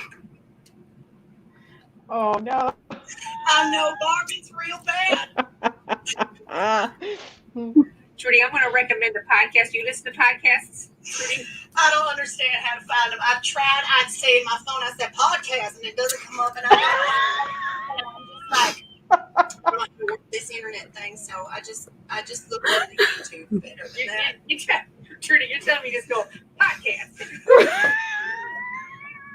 Yeah, like Alexa said, podcast. It doesn't do anything. So I don't know how to Okay, I'm going to tell you what I want you to do, okay? All right, listen, you're gonna listen to me real carefully, okay? You're gonna open up. I think we should all go on stories or reels and just like turn on our camera and start recording and then be like, podcasts. For real podcast. That's how I'm gonna look for my podcast from now on. You're gonna open up the podcast. Did you say something? I said that's how we're gonna look for podcasts from now on. Podcast. Okay, do you have? What happened to Blanca? Do you have an iPhone? Is that what you got there? The babies are crying. No. It's so Poor great baby. because my granddaughter wanted to color my hair purple. We're working on it. She gave me her old one. It's all broken, but it works. But she got the new one with the 3 cameras on the back, so I have her old one. Okay. Now, you're going to open up podcasts. You're not going to just say podcast to your phone. I know you're younger than this is a little bit sad. But I'm not on the internet like you, Barb. I see you on the Facebook's lives, and you're making your cooking show, and you came across my granddaughter's something P on her Facebook or her TikToks, and you came up on it, and I said, wait a second, that's my girlfriend Barb from the Accent Affection Disorder Facebook group. And I was like, that's Barb, what's going on? And then I called you because I wanted to offer you the opportunity to join my oil business. So that's how that all happened. Hey, Trudy, say oil one more time. Oil. I'm fixing to diffuse some oil later if y'all want to come over and diffuse You're not some oil. ingesting the oils, are you? You're not eating the oils, are you? Not usually, but there was. Yes, I make my own lemonade because lemons are expensive, and I have so much lemon oil. I go to the McDonald's and I get the Splenda pack, and I put it in the water with the lemon oil, and I shake it up like this, and I make lemonade that way. You turn lemon oil into lemonade when shit goes down. Barb, you know I'm resourceful like your mouth, okay? That's what I'm doing. And I will say, my throat hurts more, and I thought I had the COVID, but I think you can't say that word. No, you got to say the C. The big C. The big C is different than this C. And what's the I ain't wishing that on nobody. So here we go. This is the homemade lemonade, but you have to shake it every time because the oil and the water separates. So you got to shake it real good and then sip it real fast. And it's so good. If you put it in a Starbucks cup, we got these for like 99 cents on that free Starbucks cup day. If you put it in the cup, wait, Starbucks, and then you can say that you can have it because of your oil business. Do you see what I'm saying? It's a full circle. Wait, Trudy, I got Full you. circle. Did you just say that you got that cup for 99 cents on free cup day? Well, this wasn't the free one. Is the free one just the paper ones that they give you? Oh my god. Have either of you had the lemon water with the essential oil? Babies. What? For grandmas. With the Have either of you had lemon water with essential oils? No. It's No. not What like does it taste like? nothing. It tastes like a kind of like it makes me think of how people describe LaCroix, where it's like someone might have squeezed a lemon in the other room somewhere. That's like that's how it tastes. It's not right.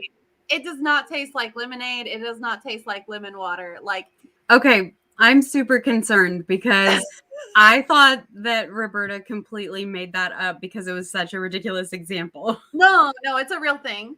Oh my god. Okay.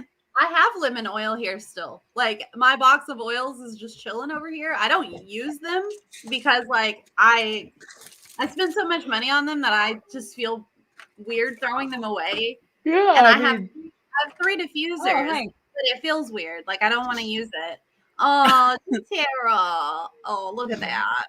Wow. I didn't know I I've had a never been lemon one. I've never I been could an try oily it. person, but I do like keep around the lavender one, like the Yeah. lavender, and then the eucalyptus one for like headaches or whatever. And I'll just Yeah. like put a little drop and just. But I used to really, really hardcore shit on any oils that you could buy anywhere besides Young Living, you know? Like if I Yeah. saw them at Walmart for like $12, I would be posting on my story like, this is so gross. Don't buy these. They're bad for you. but It's that's fine. what you were taught to do. I mean, it's fine, you know? Yeah, definitely. But now I'm just like, you can get reputable oils from other Have places. y'all seen the video of Julie Joe reacting to Look her at what a Hanzo? good friend I am. I did see that today. Yeah, You have a that's little it. collection. You have a little starter kit of Oh. doTERRA oils. I have a Starter whole kit, box. yeah. It's like a heavy ass box, and there's a bunch of shit on top of it. So, like, you know, I'm not even about to open it. I mean, I've got a few. Look at all these just laying around. These are just sitting here. They're just chilling. But I mean, if you have them, use them. Don't be wasteful, you know. I mean, you paid a lot of money for those, so. Oh, I use them. But it feels weird. I never want to go out of my way to do it, you know, because it's like, I don't know. Now that I'm super anti-MLM, it's just like, I don't know. No, I get it. I have a lot of pots and pans from the one where my Andrea, you're still here, girl. Yeah, we have like 2 watchers. Yeah, she rolled another doobie. Oh yeah, she said that. I am jealous. Same here. I have the like dishware, the blender, and all that stuff, and it's basically all I have because I'm not gonna sit here. No, it's a Princess House. Oh, gotcha. Yes, you were talking about that. Yeah, and I have like the air fryer and stuff. And every time I use it, I feel icky. But I mean, I'm not gonna sit here and lie. They're good quality products. It's just the company that I don't like. Yeah. But I do feel icky every time I'm like, oh. But it's pretty much all I have because I got rid of all my other stuff whenever she gave me that. Right. Yeah. And also, I just don't have the storage for it. So, yeah, for other Well, stuff. you saw me pull out that Monet. I don't even know what it is. It's like some kind of hair mask cream or something. So my husband has ridiculously long curly hair. So we had multiple Monet Huns trying to give us hair care products for him, not for me. And I just happened to find that in the bathroom the other day. And I was like, look at this shit. Why do we have this? He never used it, like ever. Hey, but did y'all see Savannah's video? Which one? Of her using Monet for like 8 months? Yeah, I did. That was her picture and that wig. Yeah. Yep. I started watching it, but I haven't finished it yet. She was brave. I mean, it's just hair, but still, it's like I don't think I would. I mean, she was like, I'll shave my head again. It's fine. Yeah. But she was I like, wish I could shave my head. Yeah. It's something else. It's an experience for sure. Shaving your head. Just no maintenance. I'd be down. I mean, it's no maintenance, but I don't feel confident enough to like leave my house or get on social media without like makeup on and stuff now. Just because I don't know. I just feel weird about it. Like if I had hair, I wouldn't care that much. So it's a weird, I know like I shouldn't be self-conscious that way, but it's a weird like state of mind and place to be in. So but you look like such a badass with no hair. Like I think I'm gonna rock it for a little while longer. I grew it out just a little bit and then I was like, okay, it's looking crazy and awkward. So I shaved it all off again the other day. I admire anyone that could just shave all their hair off. I've done it. Yeah? Hell yeah. Cool. I shaved my sides before I got married, but my husband would have a heart attack. Yeah, we were talking about it. How awkward was it to grow back, Michelle? We went through some stages. That's what I'm afraid of. Yeah. Like I'm probably just gonna keep shaving it. I'm not gonna like say it was cute the whole time it was going back in. I'm thinking about buying some wigs. I'm gonna ask Jenny like where she gets her wigs. Yeah. Oh, her hair always looks great. I know, she's so beautiful. I love Yeah. her. I bet she can definitely tell you the hookup for sure. She will. She's the person that I ask always about like skincare and stuff. Cool. Maybe I should ask her about skincare. Yeah. I shaved my head too a few years back, actually like 10 years ago. Just the Yeah? sides. And I just had like a mohawk, and whenever my hair was down, you couldn't tell. But whenever I that's put it up, cool. that was crazy. And then that That's nice. growing out stage, wow. And I hate wearing my hair down. I do it for videos and Instagram now, but I hate having hair on my face. It's like a whole thing. There's no point in me having long hair. Like, I'm just gonna wear it in a ponytail. I might grow my bangs back out because I miss my bangs. They were Same. cute. Same here. So I'm how gonna are we play doing, this. ladies? Go for it. Yeah. Do it. I'm gonna make food, so I'll be in and out. Oh, now what kind of lipstick are you wearing there? Oh, I'm so happy you asked. I am wearing the new lipstick from Christian Dior? No, but he used to make our makeup. How did you know that, Trudy? You know, I mean, Barb, how did you know? I was talking to my good friend River Mac, and you know River Mac, she's coming through soon, and she was called her Trudy. Yes, he makes our powders, and they were so good. He made them back in the 90s. He came back to life in the 90s, and he was a zombie, apparently. They said, I asked him about that, because you know how much I love Trudy. And they said that he did it anyway. His zombie dust got into the powder, and that's what makes you look like he did it anyway. He made it in the well, 90s. because his zombie dust got into the powder. And that's what makes you look like caked up. You know, when you go to a funeral home and you look at the genius. When you look at the dead body and you can see all the makeup on your face, that's what that makeup looks like. You know, and that's what it is. Limelight makeup looks like dead people makeup. You know, it just makes me love Dior even more. Do you see what I mean? And this lipstick doesn't smear off. Well, it's because I was drinking the oil from the lemonade. The lemon oil made it come. It doesn't usually do this. I'm so sorry. I feel so embarrassed right now. It doesn't usually come off so easy. It must be the oil in the homemade lemonade. Stir it, shake it up, take a sip.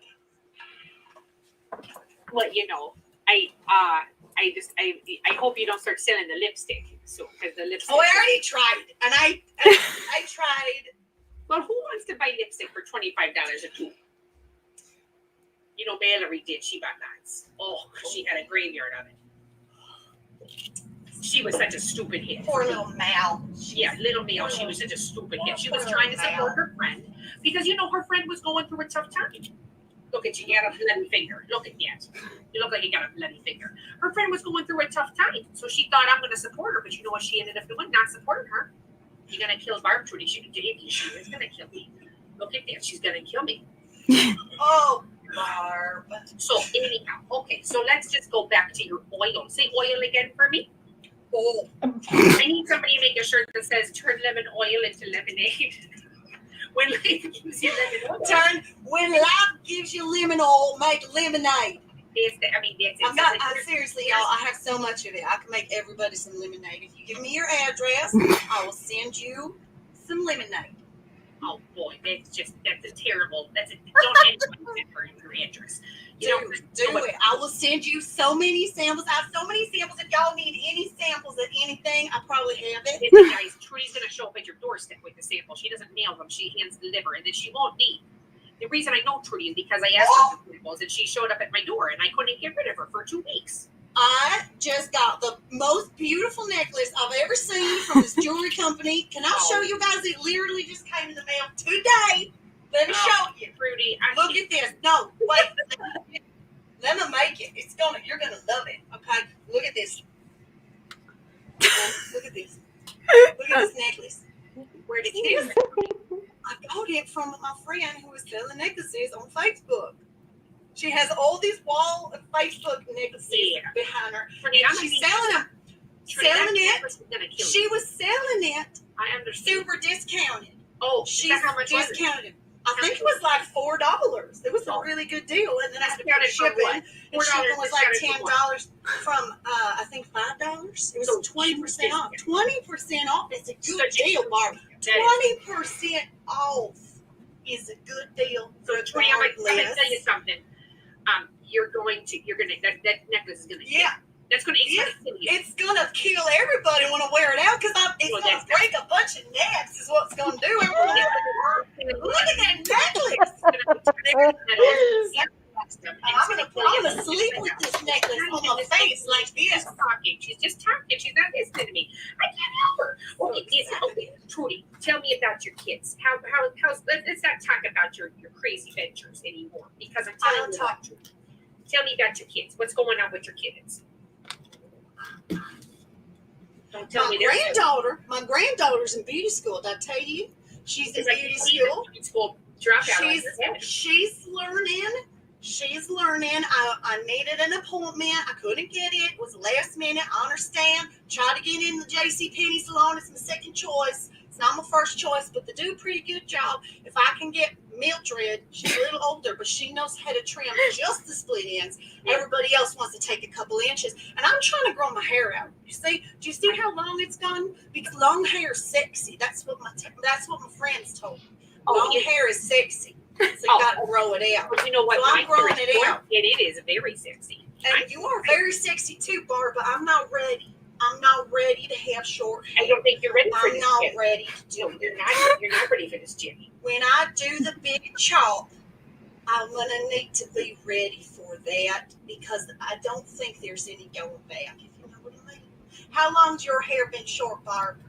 Oh, about 25 years. You see what I mean? You just proved my point, Barb. Well, no, I did not want to grow it out. If I wanted to, I could. I haven't, You got to keep it short. If you have it short, that's just the way it works, Barb. It's just the way it works. You really like to talk over me, Trudy. You're just such a dapper. The doctor gave me this shampoo that told me it was going to make my hair grow. And I was like, I don't need my hair to grow. That's the shampoo. Oh, you listen. It's going to make your hair Does grow it? out. Look. Yeah, I see. You've got quite a hairline right there. It's so right there. This is ridiculous. Okay, so your granddaughter is in beauty school. What about your other grandkids? What's going on with them? What about your ex-husband? Is he still alive?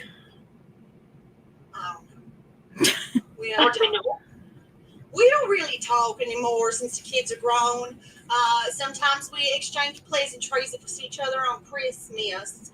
But I think he's still living in that commune upstate, which is kind of weird.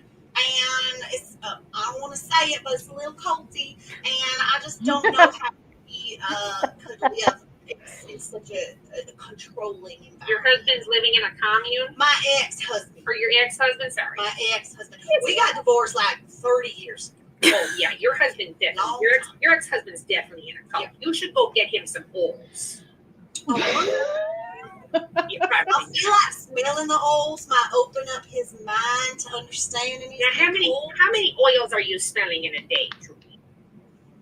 I try to smell all of them because they say smell all of them because you got to be a product of the product. And how can I be a product of the product if I'm not smelling all of them and drinking? Are you just really slippery all the time? Are you just covering yourself in oils? Are you just really slippery? Like if I went to hug you, I just would like slide right off of you? I think mostly everybody just says that I smell like a craft fair. To say, oh, Trudy's hair smells like a craft fair. And that's me. Trudy, what's a craft I fair? have a funny oil story. Real quick, if you want to hear it. Incense. What? I have a funny oil story if you want to hear it real quick. Yes. So we got my friend's mom to buy the starter kit, right? So my friend was my roommate. She was in Mary Kay. I was in Young Living, and her mom was in Monet. It was a hot mess. So we got her mom to buy the starter kit. Her mom gets the starter kit in the mail. She puts every oil, all 13 of them, like several drops of each, into her diffuser. This woman told us she was hallucinating. Oh my God. She was like losing her mind. because the oils were so overpowering. We were like, yeah, you should not have done that. Like, don't do that. Oh my God. And she was the one who gave us the Monet that I was telling you about. Like it's an entire jar. It's not even a sample. She gave us so much Monet. Like this woman was just giving it away. She was like, please buy from me, because she was buying oils from me. So I always felt bad, but damn, Monet is expensive. So I had never heard of Monet before, like listening to podcasts about MLMs. Really? It's Yeah. Well, we always pronounced it wrong, but I mean, even the like, you know, everybody. I don't know. I think it's I don't know Monet, what the right? is. Yeah, Modern Nature, but we always called it Monet, so I guess I still call it Monet. So I'm still saying it wrong, but whatever. You know, whatever. She was a rep for the company, and that's how she pronounced it. So that's how we pronounced it. And there are still so many reps who pronounce it like that. So I'm like, I don't know. Yeah. Maybe it's Monet. Maybe it's Monet. Roberta said that it's like an Easter egg in her podcast. Like she always, when she mentions Monet, like she tries to pronounce it differently every single time. Someone's gonna call her out eventually. But I thought that was funny. Oh my gosh. I'm so glad that we never bought any products from her, but she sent us so much stuff that we still have so much stuff. I just have a shit ton of doTERRA and Beachbody stuff. I wasn't even in doTERRA. I'm just like a good friend. Do you still have a bunch of Beachbody stuff? I do, even after making that TikTok and dumping out like half of it in the trash can. What all do you have?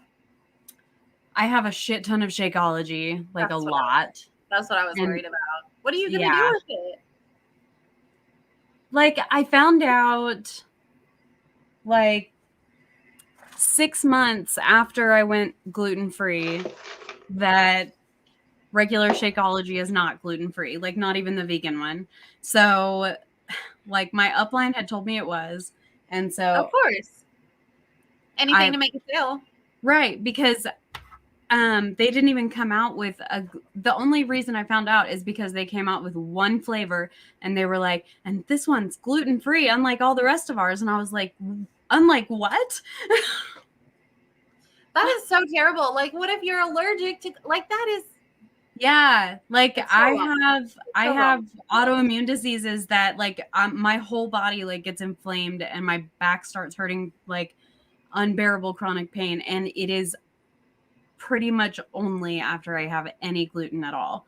So like I don't have celiac. I'm not like allergic to it, but my body reacts horribly to it. A bad reaction. And when I finally stopped drinking Shakeology, like I was actually gluten-free for the first time and hadn't realized it. So fucked up. Did you feel better?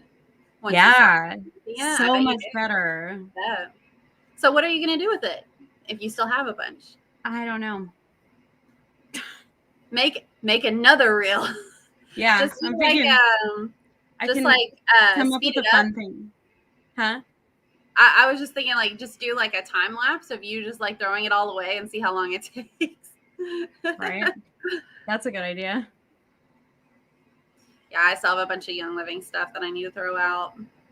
It's waiting. Yeah. But don't throw it out. You paid good money for it.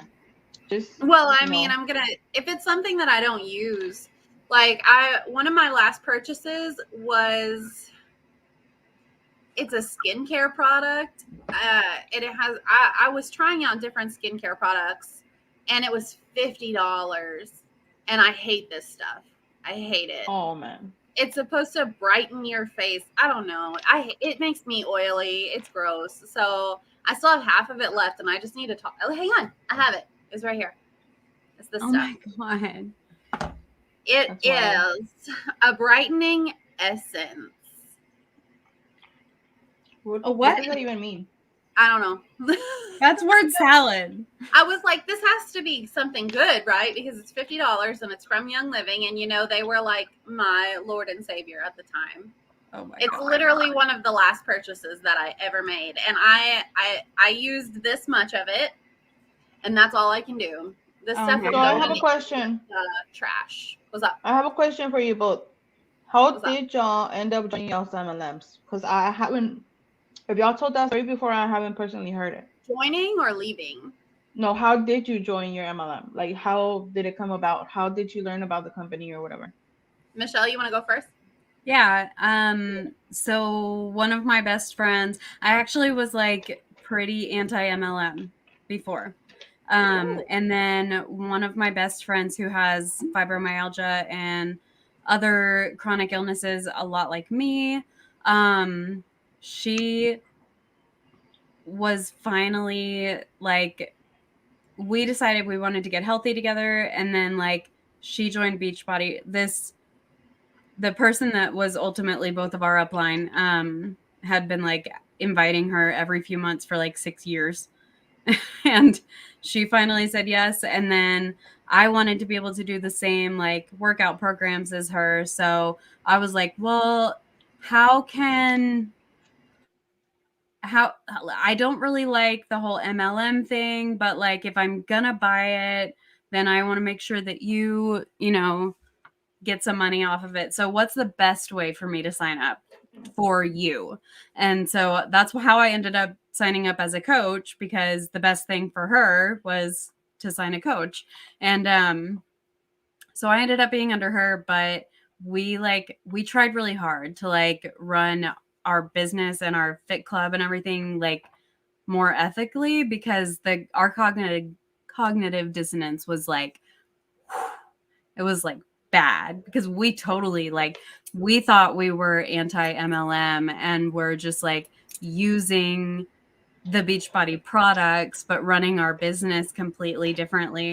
And it wasn't until after I left, like 14 months later, that I realized that what we were doing was not any different at all. Yeah, I mean, it escalated to the point where you made an account for your cat. So Yeah, I've made so Still many waiting- I'm ghost still waiting for accounts. that I girl. ran out of humans. Like what?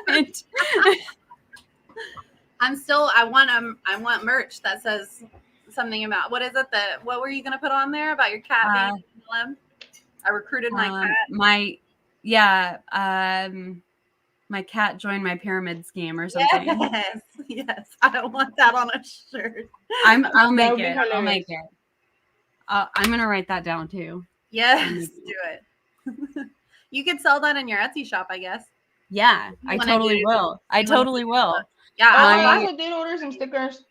I finally got around to it. Yes, I sent packages out to both of you this week. Yeah. Like I said, mine's probably on my mailbox. I don't I'm know. gonna go get a clear case so I can put it in here. Yeah. In the back of I my don't know phone. what I sent you the blue one that says you're in a pyramid scheme, hun. Like I have 2 different sizes of those, so I sent both of you like both different sizes, because like I didn't know if it would fit on a phone case or anything. So there's a little one and a big one. Oh, okay, Hey. okay. It's all good. I'll use them both. That's good, thank you. Yeah, same here. What about you, Kayla? How'd you join your MLM? Yeah. I had a girl that I worked with. She was a little bit younger than me, and we were waiting tables together at a breakfast restaurant. And she inserted herself into my life as a fake friend, and literally just to sign me up into her pyramid scheme. So we were best friends. Like I literally thought that we were BFFs. Like I thought we were best friends for life. I told her everything.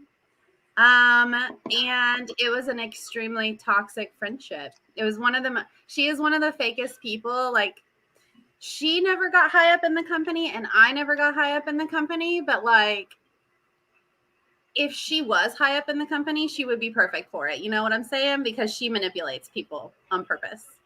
So that was really unfortunate. And we were friends. We were besties for like 2 years. And business partners, quote unquote, business partners. And she literally just used me that entire time. Like she just used me in any way that she possibly could. She would steal my work, like all of it. Like we would do projects together, but I was doing all the projects. What And the fuck? you know what I'm saying? Like And That's you know a what? sociopath. That's what I was saying earlier. Yeah. Like, Yeah. is she still in Young Living? I looked at her Instagram recently, and I think she is still in Young Living. Like, she still talks about her experience with MLM, but I was her only successful downline that I know of. So I was like her little assistant.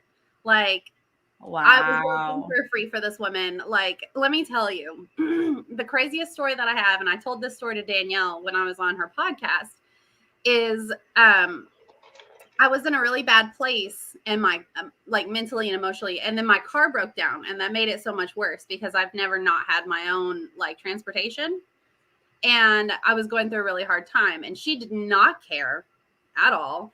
But we would get together every day to work on our business, and she would never come to me. I had to find rides to get to her house every day. And I would tell her, like, hey, I'm having a really hard time, you know, mentally and emotionally, and the business isn't working out as much as I want it to. And she just, it was like in one ear and out the other. She would change the subject, whatever.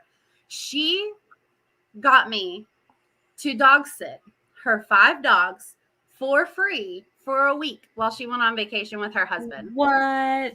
And Oh, I think you talked about this on on Danielle's. Danielle's podcast. Yeah, that was crazy. Her dogs ran out of food, and she told me to feed them the bread that was on top of her fridge.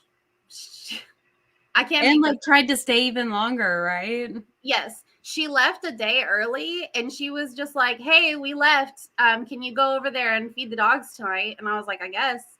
And she wanted me to like stay in her house that whole time to like watch the dogs and be with the dogs. But it was winter, and she didn't have like her heat went out. So I didn't want to stay there. And I was sleeping in her guest room with George, who's my husband now, but he was my boyfriend at the time. And she was like, you have to let the dogs sleep in the bed with you. You have to leave the door open. You have to let the dogs sleep with you, or they're going to poop all over the living room. Oh my God. We spent one night there. It was miserable. We had no heat. The dog, these were big dogs. These were not small dogs. They were jumping in and out of bed, making us insane all night, and they still pooped all over the living room. And you bet your ass, I don't have dogs. I have cats. I didn't know how to take care of these dogs. I didn't know how to clean up dog poop from the living room floor. So I did my best, but she definitely came home to a mess. And then she was like, can we stay another night? And I was like, no, come home, buy your dogs some damn dog food. Like we bought them a little bit of dog food to get them through, but it's just like, no, she completely took advantage of me. That was like a wild situation. And I was still friends with her for a while after that because I was a bridesmaid in her wedding. Oh no. You So know what? I'm surprised that you guys, after that type of stuff that you've been through, you are still like open enough to get to know new people and stuff. Because I mean, I know that, I mean, I've had a lot of things happen to me too, even with not just friends, but like family members as well. So it's always been very, very hard for me to like just open up to other people. Like I think I'm actually more of an open book now, and not because I want to like, I always want to make it clear that it's not for the same reasons that the Huns do it, like to make people feel bad for you, buy your stuff, subscribe, or all that stuff. I never do it like that. I just feel like a lot of the things, like what we were talking about earlier with Blanca, the colorism and all that stuff, it's not talked about enough. It's stuff that needs to, you know, and I wish that whenever I was younger, I would have heard somebody talk about those things. So I think that's why I share a lot about me. And also, it's always been really hard, and I've been trying to like just put my guard down a little bit lately, which is why me and you, Kayla, are friends now. Oh yeah. Which is why I'm friends with Michelle now. Which is why I'm friends with Blanca now. Which, you know, and I just feel like shit for y'all to still be able to be open-minded and open-hearted enough to let people in. It's fucking wild. It's admirable. Like, shoot, man. You are so sweet. You're such a needed voice in this community. Yeah, completely. I agree. Thank And you. speaking from the heart, you know, if we want to use the MLM terms, speaking your truth, it does resonate with people when you're honest, when you're like, hey, I've been through this shit. And people who can relate to you are gonna find you. And also, going through those kinds of toxic relationships teaches you the red flags to look out for. People don't fuck with me anymore. I don't let them. Like, don't You know fuck what? with me. Even with that, I mean, what happened? I never saw it coming. Never saw it coming, and I felt like such a dumbass after. I was like, yo, man, I normally I can see the BS from a mile away. Not this time. I don't know what happened. Those are the people who are the best manipulators. It's not your fault. Do you get any time to read books? Me? Yeah. Because I think that you should read the book that Roberta and I read last week. I think you would find it very interesting. It's called The Sociopath Next Door, and it's really, really good. Let me write that down.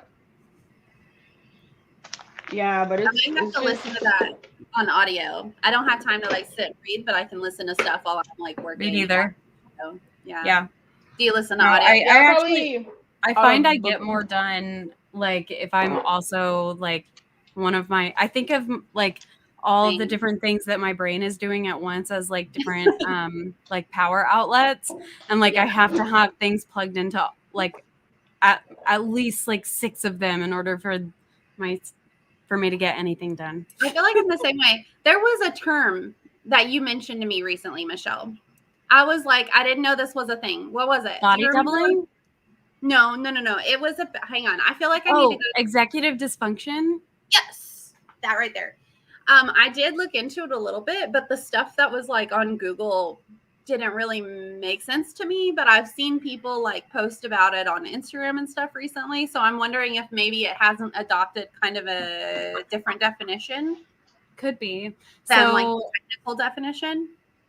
Yeah. I mean, when I say it, I mean like I can be sitting here not just thinking, oh, I should be cleaning the house or I should be doing the dishes or whatever. It's literally like unable to do anything at all. It's like just literally being unable to make yourself do something, whether it's something you need to do or even something like you want to do. Like for some reason you're just sitting here not doing it and you can't figure out why, and then you like hyper focus on it.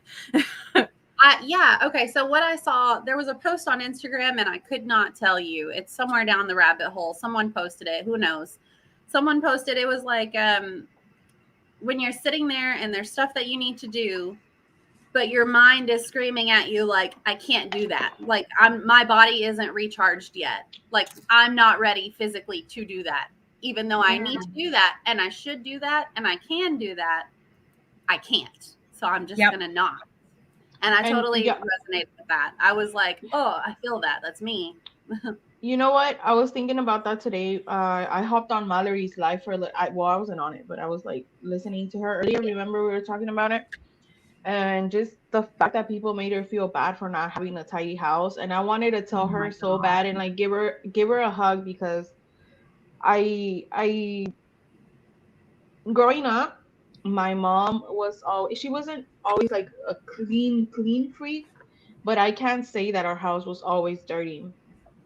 I can't say that we were ever unfed or whatever, but I don't have many memories of I'm not saying that she didn't, but I remember her making me make my bed, making me pick up my clothes, teaching me how to do a load of laundry. I remember all that, but I don't really remember her sitting down, playing with me, coloring with me, aside from like doing homework.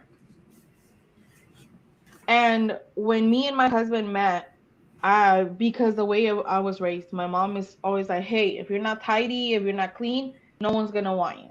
Nobody's going to love you. If you're not tidy, if you're not clean. And I don't know where that came from, you know.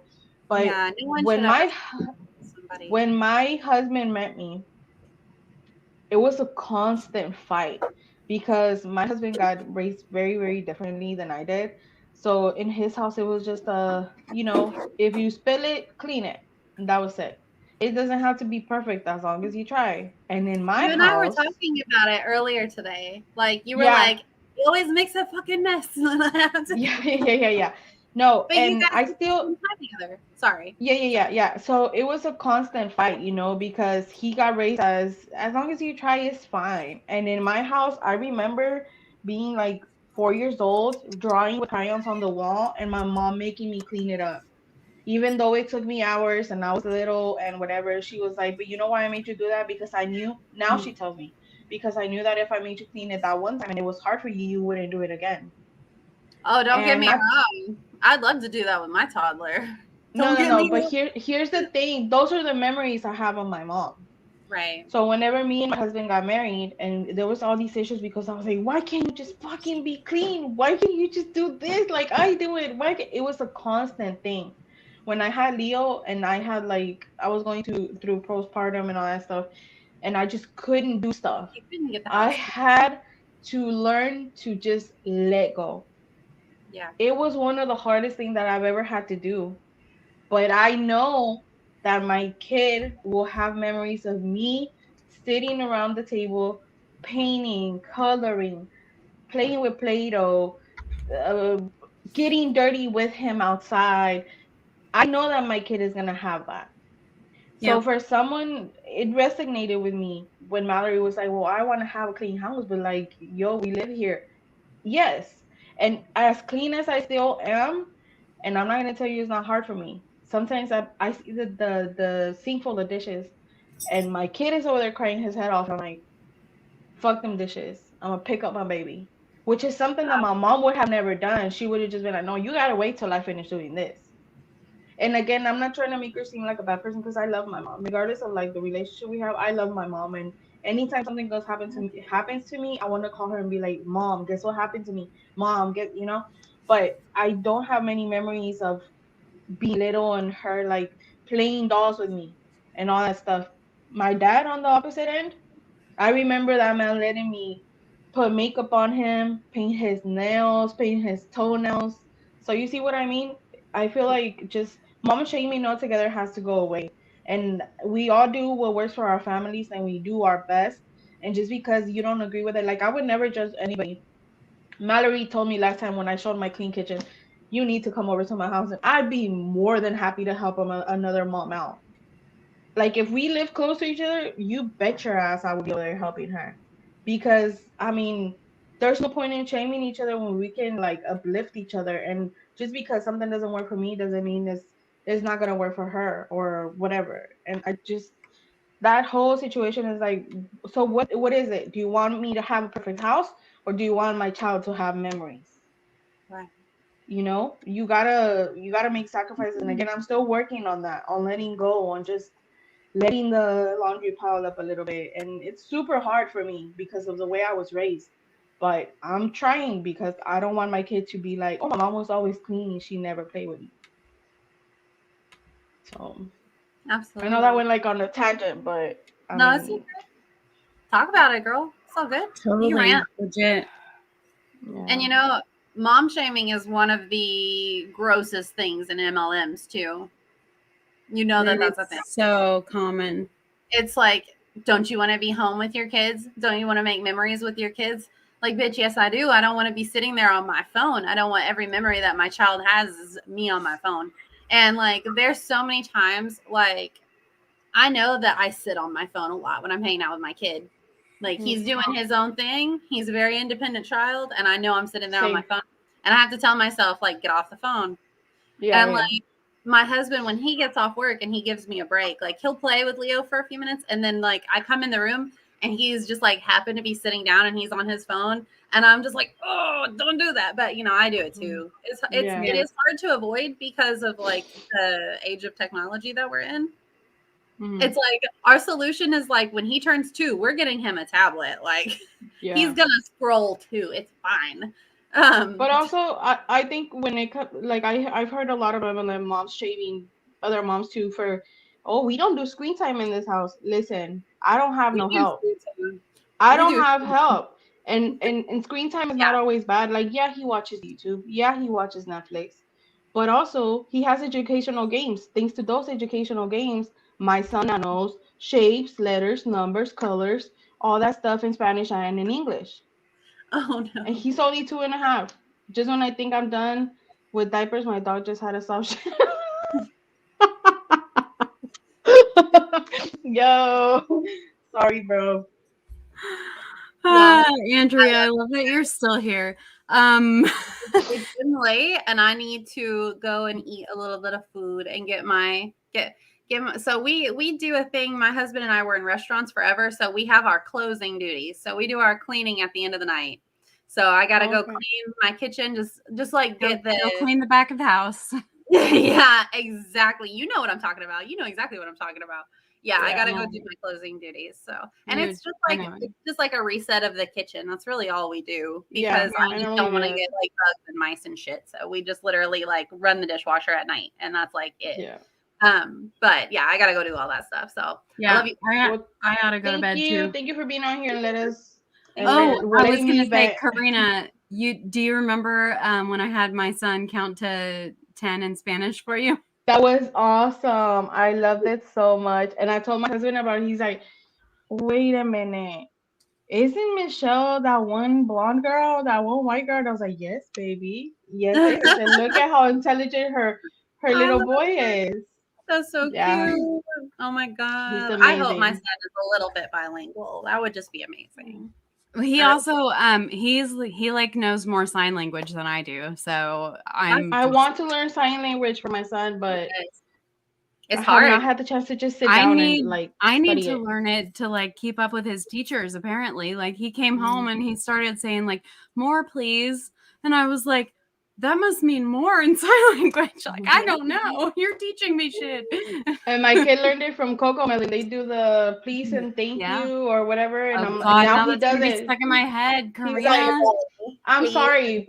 Please and thank you. Please Oh, yeah. and thank you. You know what's my kid's jam right now, and it drives me bananas, but it's the cutest thing when he sings it. John Jacob Jingleheimer Schmidt. And he dances and claps, and it's the cute. I'm gonna try to catch him and record him so I can send it to you guys. Oh But my it's God. the cutest thing. Kids are amazing. They're a freaking handful like today. But they're amazing. And in one sentence, they're amazing. But holy shit, though. Yep, absolutely. Right there. No mom shaming here. Nope. All right, ladies. Well, All this right. was amazing. Thank you for having us, Michelle. I'll do this again anytime. Thank you for joining me, you guys. And y'all have a good night. Yeah, you too. Bye, ladies. Bye. Bye.